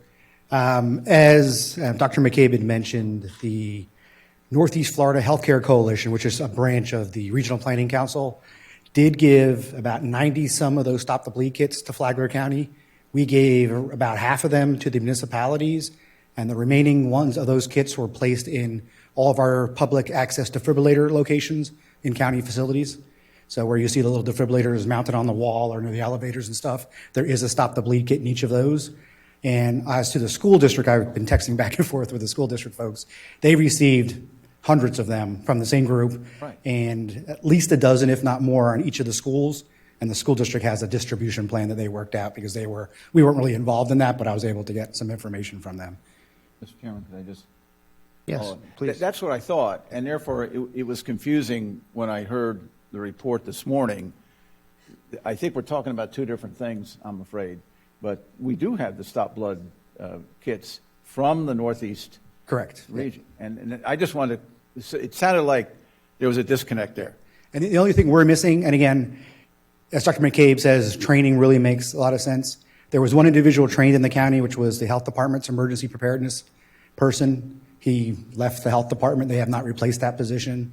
So if and when they refill that position, hopefully they'll get that person trained up, and DOH can then offer that training to county employees. Just to continue, everybody understands what the stop blood thing is if it's done right away, you'll save many, many lives, and it has to be done immediately. So there's not even 5 minutes there. Correct. It needs to be on site and used immediately, whether you have the stop blood kit or not. Stop the blood. That's the It's a little tiny kit.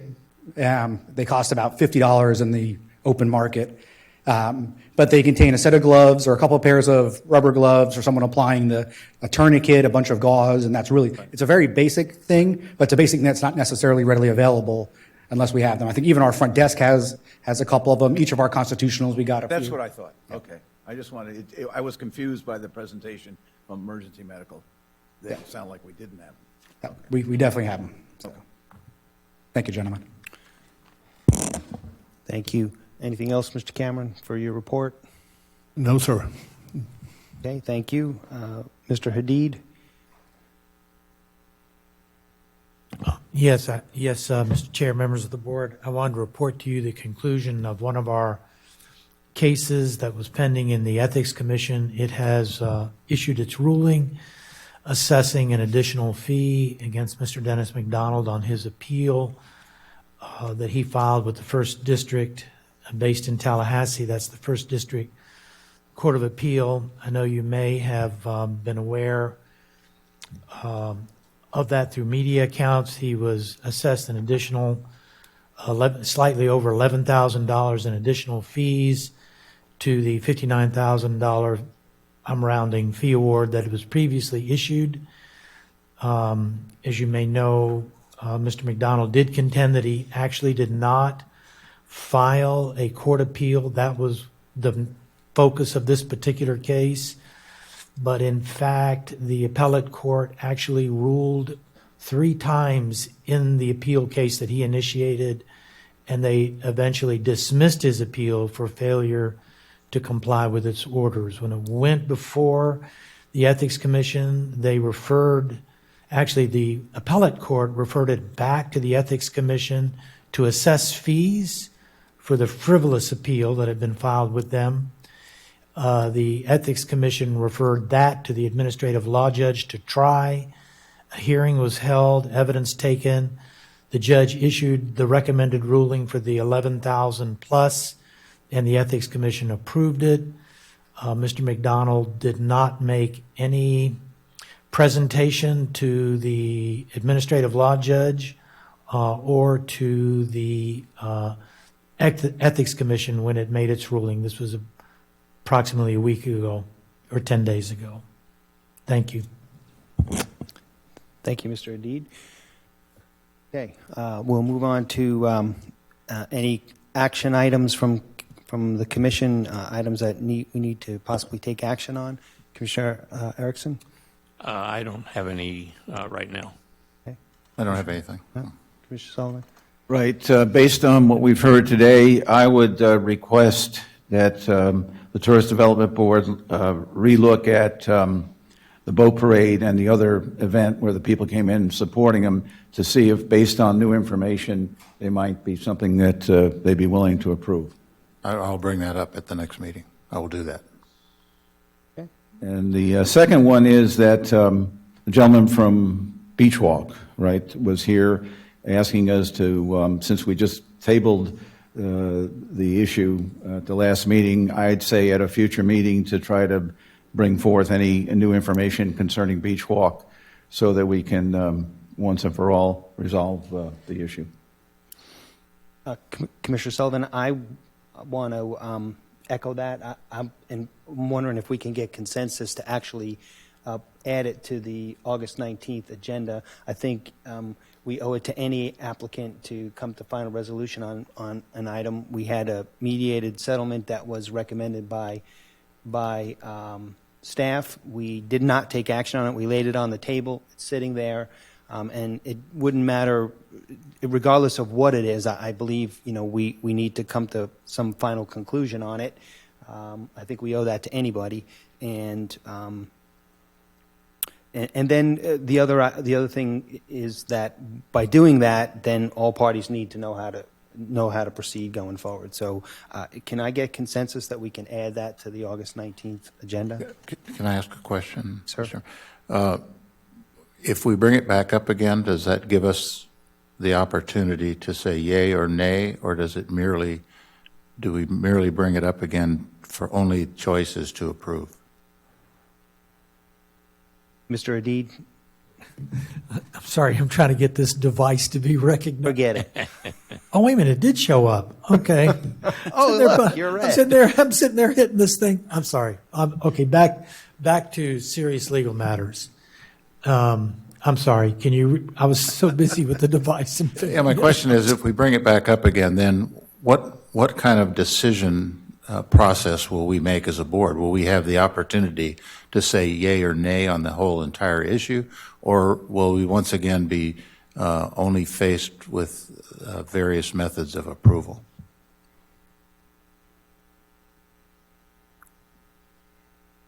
You will be able to decide whether you want to approve or deny that informal mediation or to make any other adjustment. If you make an adjustment, if the developer, if the applicant does not agree with that, then it goes to the special magistrate. If you deny the informal mediation, it will go to the special magistrate. That's by operation of law, section 70.51. They are entitled to a special magistrate proceeding. Now, as to the board deciding to address it, and I think you said at the August 19th meeting, which is the next following meeting? That was my suggestion. Okay. If the board were to do that, you know that it would be in a quasi-judicial proceeding. We'd have to notice it. And because it is a statutory procedure, my preference would be, if that is what the board is going to do it by motion. That is a motion to schedule the matter and to hear it on August 19th as part of the process under the state statute. Did he answer your question, Commissioner? Yes, Mr. Chairman, he did. Okay. Would you like to make a motion, Commissioner Sullivan? I make a motion that we bring forward the Beach Walk issue at the August 19th meeting. Okay, we have a second on that? I'll second that motion. Any other, do we need to have public comment on that? Yes, sir. Okay, I'll open that up to public comment. Okay, seeing no one approach the podium, I'll close public comment and call a question on adding the Beach Village mediated settlement issue to our agenda for August the 19th. All those in favor, please signify by saying aye. Aye. Aye. Do we have an aye there, Commissioner? All those opposed, please signify by saying no. Nay. Okay. I said aye. I apologize, Commissioner, I didn't hear that. All right, so that motion carries 4-1. We'll add that to our agenda item for, as an agenda item on August the 19th.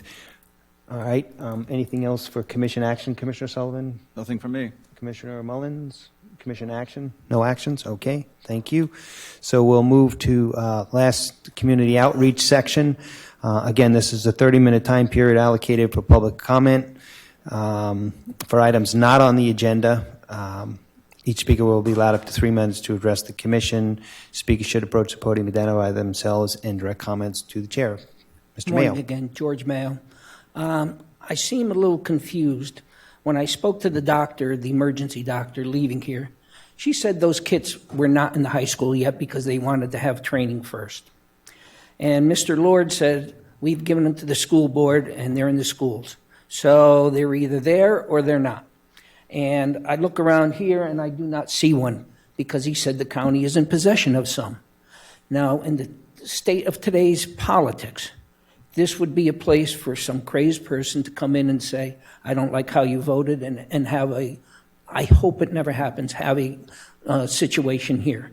So if we have them, why isn't there one in this room? Why are we sitting on them? Why don't we distribute them to different buildings? To say it's training is needed is like saying, well, we can't put the defibrillators out there because people who walk in haven't been trained on how to use them. Mr. Lord just said, oh, they're pretty simple to use. There's gloves and a tourniquet. And I think most people in their Boy Scouts, Girl Scouts have learned how to use a tourniquet. So for us to be sitting on them and not have them positioned, to at least have people to be able to use them, I'm wondering the question of why. Why aren't they out there? Why are we sitting on, are they in a box somewhere? They do nobody any good. If they're available, somebody will use it. Seconds are of importance. So to say, oh yeah, they're upstairs and go and get them. So I ask you to ask the government to please distribute them. Maybe have some left over and to replace them, whatever. But to not see them around, to me, is, in this day of age, is unconscionable. So please distribute them to buildings. Ask the school board, are they or are they not in schools? And make them available. Our kids, high schoolers, are more adult and more knowledgeable than what we probably were when we were in high school. They've seen it, they know friends, they text, they know all about this. So I think if they were available, there are knowledgeable students, mature students who could jump into the action and help save somebody's lives. So to say we need training and yes, they're there, no, they aren't there, which is it? Please find out and do something about it. Thank you. Thank you, Mr. Mayo. Anyone else for the community outreach portion of our agenda?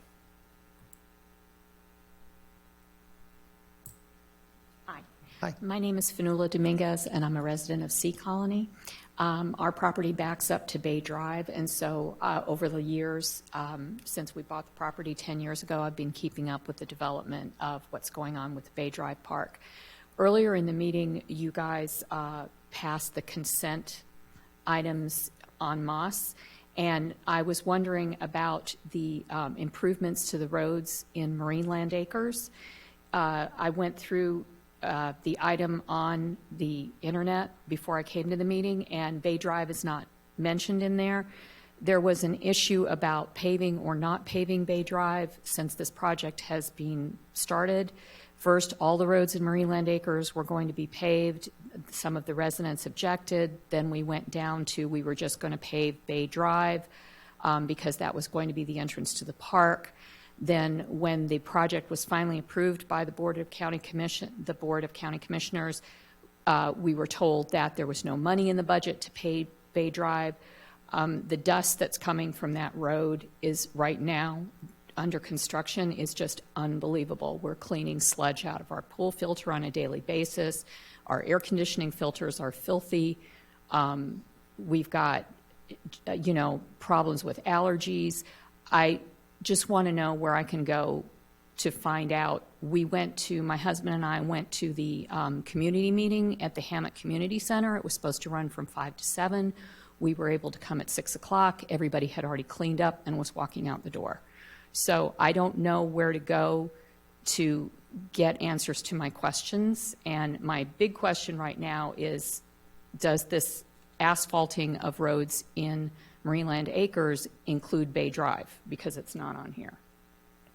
Thank you. Okay. We'll address those after we're done with all the speakers, okay? Thank you. Thank you. I just wanted to correct something. You have to identify yourself again, please. I'm ma'am. sorry. I'm Sarah Eulis, Chair of the Palm Coast Holiday Boat Parade. Thank you. And I want to correct something that was stated earlier.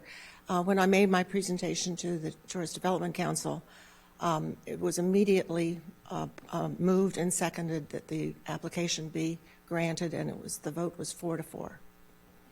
So, and I urge that the policies of the Tourist Development Council in approving applications be reviewed and evaluated in context of historical value and the potential for the future. Okay. Thank I you, Mr. apologize if I got that wrong. I was pretty sure that was a no vote on But that one. my But we will we'll reconsider both these at the next meeting.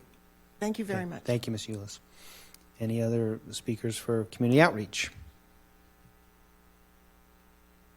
Joy Ellis again. I just wanted to ask for clarification as to what is going to happen August 19th in regard to Beach Walk, So we understand better how to prepare. Well, there was a business item at our last meeting that was discussed, and it was tabled. So basically, we're taking that item off the table and bringing it back before the commission for action. Okay. And that was the PUD approval, is that correct? It was the informal mediation settlement. Was that not the meeting before that one, where the mediation settlement came up, and then last time was the PUD? I'm sorry, I don't quite understand the question, but I think based on emails and based on that last commission meeting, there was apparently some confusion about whether the PUD itself was the subject of the informal mediation. The answer is yes. In the actual presentation of the item by the planning director, even though he omitted that application number, that was the basis of the confusion. Hey, the PUD application number was not identified in the header. All throughout the actual text of the document was a reference to the PUD. The PUD standard was recited in that staff memo. The draft PUD was attached to it. The applicant's submittal in response on the informal mediation in its opening paragraph addressed its eligibility for PUD. All the documents were consistent with the PUD issue being presented to the board. So the informal mediation, as presented, I'm not sitting here saying whether somebody should adopt it or not or modify it. It contained a complete package that included a PUD determination as well as the content for a site development plan modified in accordance with the mediation. So That would be what they would be considering, whether to approve that mediation, to deny it, or to seek some sort of modification to it. in the next meeting. Okay, very good. I was confused. Understand. These details Okay. get all. Thank you, Ms. Ellis. Anyone else for community outreach?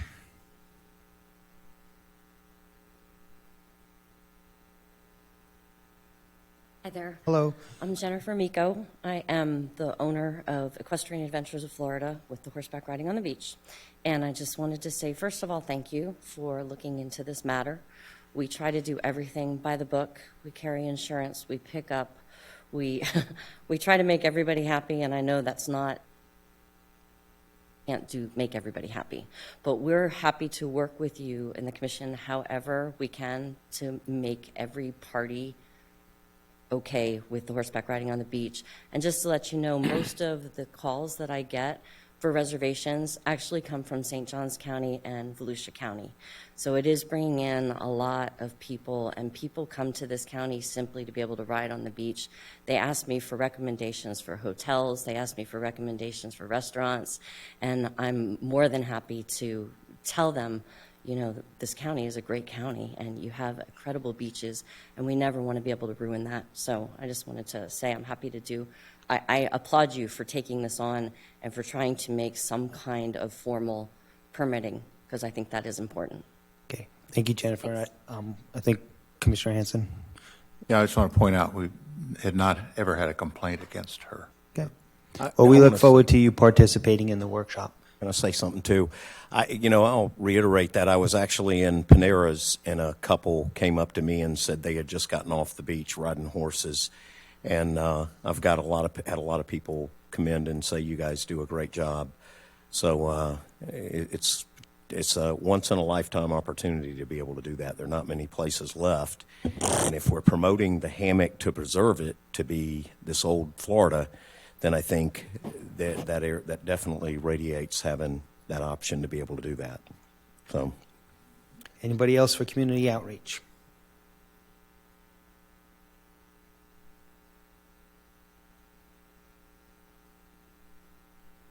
Hi, my name is Denise Calderwood, a Palm Coast resident who lived 2 miles down behind the library where the homelessness issue came up, obviously. I'm here to talk to you quickly about, I went to the First Step Shelter meeting on Monday of last week, and I was quite concerned, and under public comment there, I brought up that I had heard a rumor that Flagler County government was going to be giving $200,000 to the First Step Shelter for a couple of beds, or a few beds. And I didn't get any comment. And then at the end of the meeting, the chairman, Henry, brought up the fact that it was a no-brainer a proposal that he had reviewed and spent time with a commissioner as well as the county administrator. And basically, to us and the people who have been working on this issue for several years now, it's not just because, we got behind the library.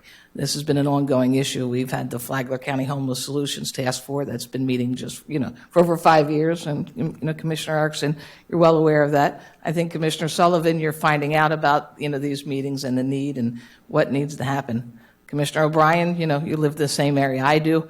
It is in your backyard. It was in your backyard, but it's still in our county. These are Flagler County residents. I have interviewed every one of those homeless people that were behind the library. My phone rings all the time, for help. Commissioner Mullins, my concern is basically you want to not focus on Flagler County. You're already moving on and trying to talk about regionalization of issues without even knowing our history.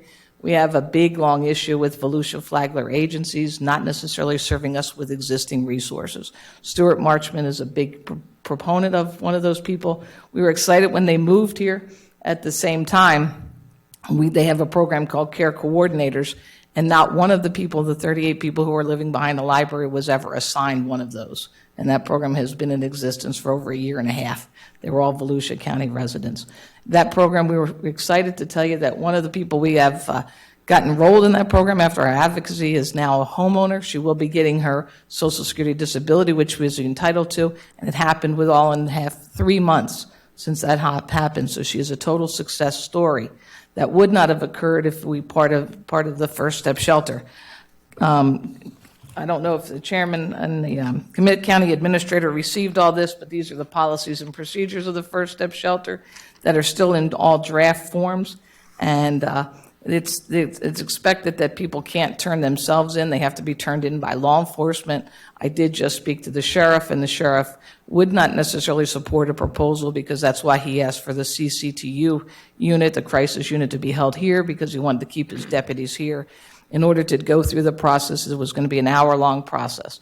So, again, law enforcement would expect to be the taxi driver to take people. So I implore you all to look at this stuff, read it, and to actually get involved in it. It is definitely a no-brainer that the money needs to stay in Flagler County, especially with our Buy Local campaign. Thank you.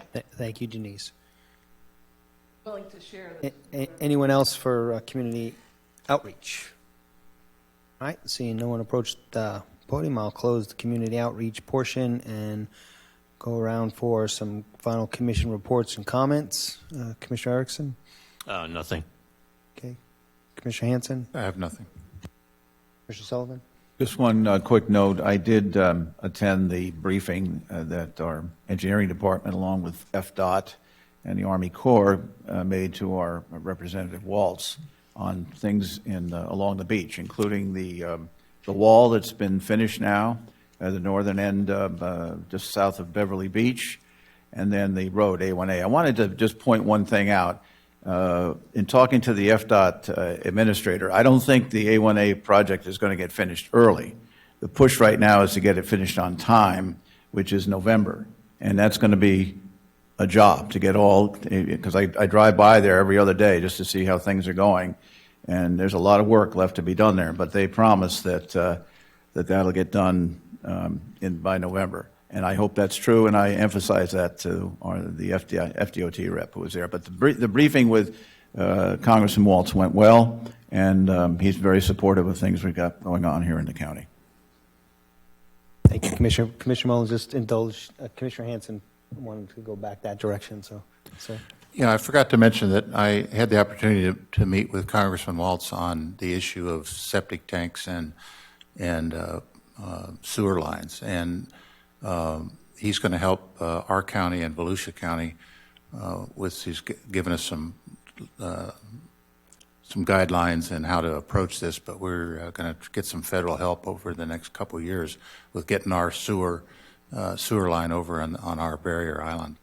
And I think it's important to note that our governor has made this one of his highest priorities, and so we'll be looking for grants from the state, and then Congressman Waltz said that if we had grants from the state, he could then leverage those for federal funds to help us get going. And then a comment about the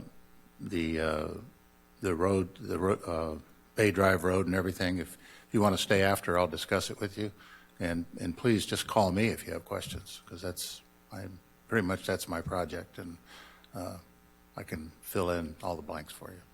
Thank you. Thank you, Commissioner. Commissioner Mullins? Yeah, a couple of things.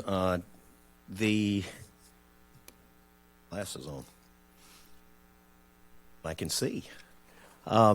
We did, as you guys have heard, and as I sent out information on it, Mr. Cameron and I did visit the shelter down in Volusia, and I will not argue that a few people have worked for several years on this, and what's happening is it's growing at a very fast rate, the homelessness is. We're seeing it go all over the county. There's several other camps that have popped up that I've not highlighted, but I have toured myself and seen. They dispersed from the library, but they moved to other areas, and then I've got citizens calling me and going on social media telling me about them. This is going to continue to rise because we're seeing counties north, south, and west of us, not east, west of us that are starting to adopt a very strong ordinance and policies to address this situation. So Flagler is going to, without policy, we become what they would consider a sanctuary area, an area where it will continue to come. Squat the Nation mentions Palm Coast, and it's a website that where people who want to come around and just squat in different areas can, and it tells you what's available, what rules they have, and so forth. So it's a concern because what we're seeing is very hard felons being mixed in with people with rough time and are going through a tough time, and then mental issues. And it's concerning seeing that mixture because there are some kids out there. And we picked up a very violent sex offender and put him in jail. Volusia County just highlighted one that is from Ireland. He is well known that he has been a violent sex offender because the sex offending was done in Ireland. They cannot arrest him. Ireland's basically comment said, we don't want him back, keep him. So we've got that predator sitting there and just within a few miles from this county, which scares me because libraries and different things. But, we went down and visited this shelter, and I want to give credit to Commissioner Hanson. He helped arrange this. He had reached out to Chairman Kelly down in Volusia and I want to thank you for that because it helped expedite that meeting. We got down there, we talked to the mayor, and it's really an interesting place. This shelter will offer security. It'll offer an outreach team, which actually comes out and picks up the individual and takes them back to the shelter, so they don't need to be escorted by the sheriff. Security is important because they know who's there and they make sure that they're safe.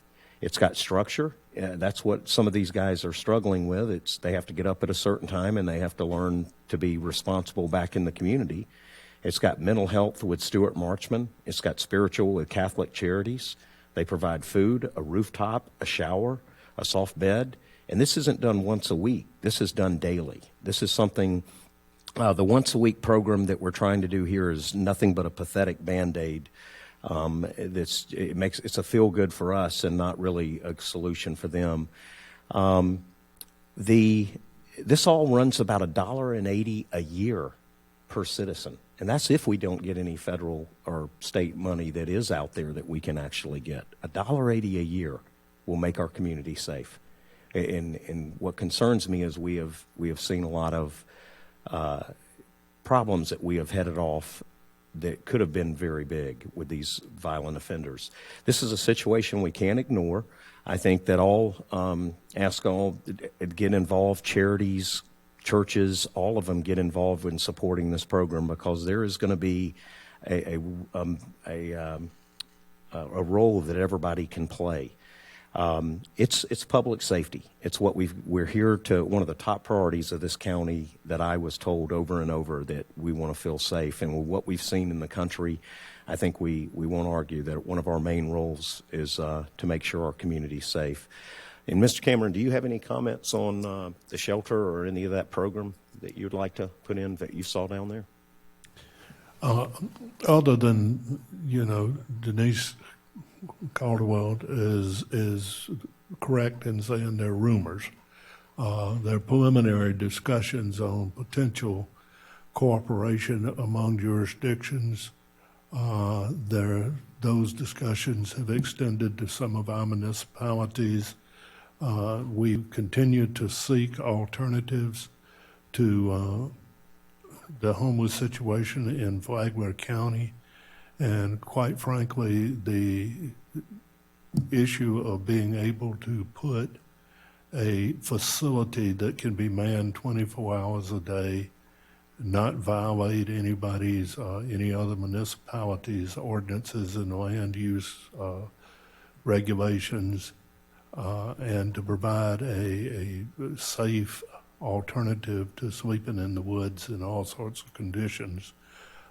We continue to do that. It is, as you pointed out, a regional problem. It does not help these folks when we shift them back and forth across county lines by passing some regulation here that runs them to another place, only to have them pass a regulation that runs them back. We need an alternative. Quite frankly, at this point, we've researched it considerably. We've looked at all sorts of possibilities of maybe withdrawing completely from Volusia County. We've looked at everything out there. There is nothing that suggests that Flagler County in any time in the foreseeable future can afford an alternative that would allow you to have a legal alternative to leaving people in the woods. And we are seeking that. If we firm up any kind of arrangement potential, that would come to the board. That's not something that the administration can do unilaterally. And a lot of the concerns that we experience here that reach this chamber are based on not fact, but rumor. Right. And I do want to reiterate that the shelter, we went and toured it, and it is moving along very fine. They're projected to be open this fall, which would definitely help us with the winter coming up. But it's a wonderful program. I think it needs to be explored a little bit more. I do want to shift and say on the Public Safety Coordinating Council, this has been a hot topic. We've been talking about it. I think even this meeting, Mr. Hadid, we have the attorney coming from St. John's to speak about some of the ordinances and some of the things that we could look at to help put with this program that would keep us out of any issue.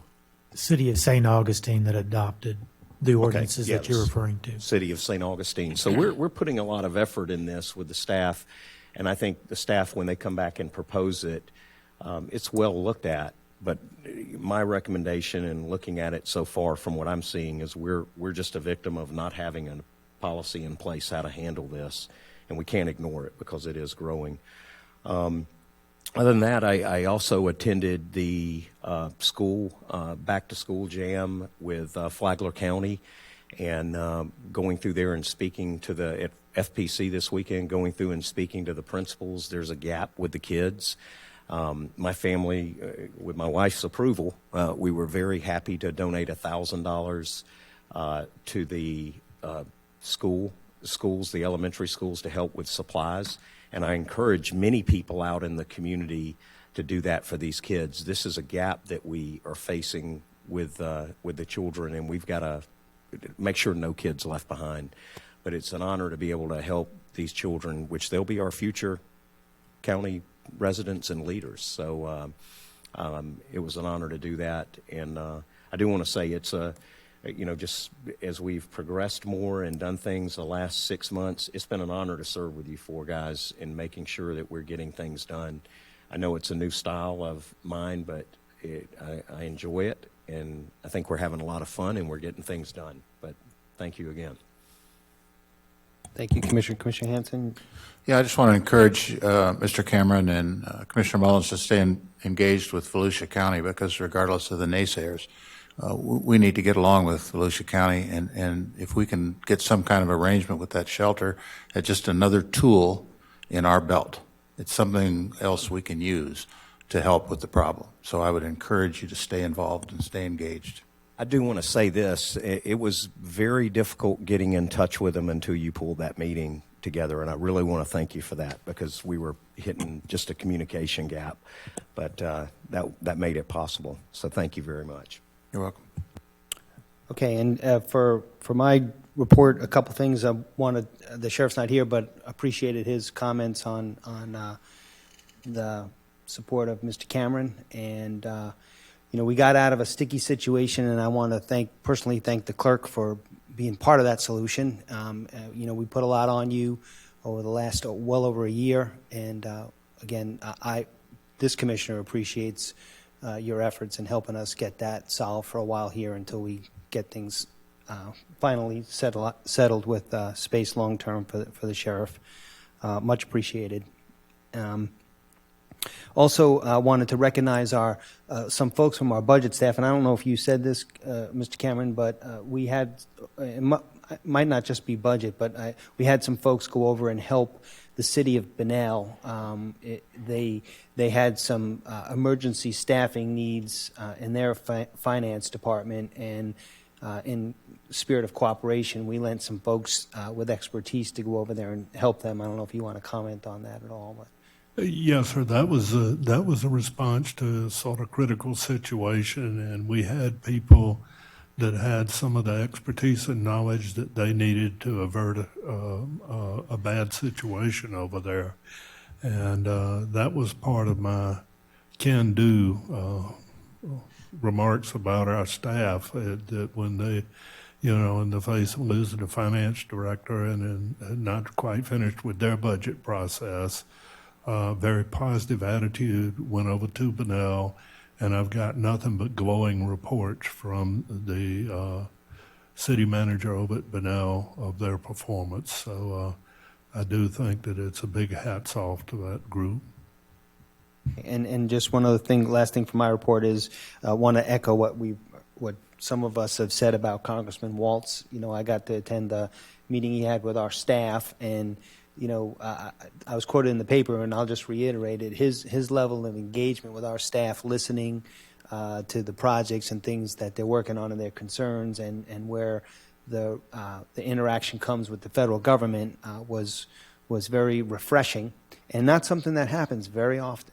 And in that same week, you know, he also spent time and came down and did the beach tour with you, Commissioner Sullivan, and had time to have conversation with Commissioner Hanson about the issues up, not the issue, you know, the conversion issues up in the hammock. So it's pretty refreshing to have our congressman that engaged in our community, because that's not something that happens a lot. So appreciate him for doing that. All right, Commissioner Mullins, you chimed in one more time, so go ahead. I just wanted to say this button is very dangerous for you. It is. I wanted to say that thank you for helping you guys coming together and helping and work with the cities. The environment with the cities is so much better today. But for God's sakes, don't put Lucy's so crucial to us. She is phenomenal.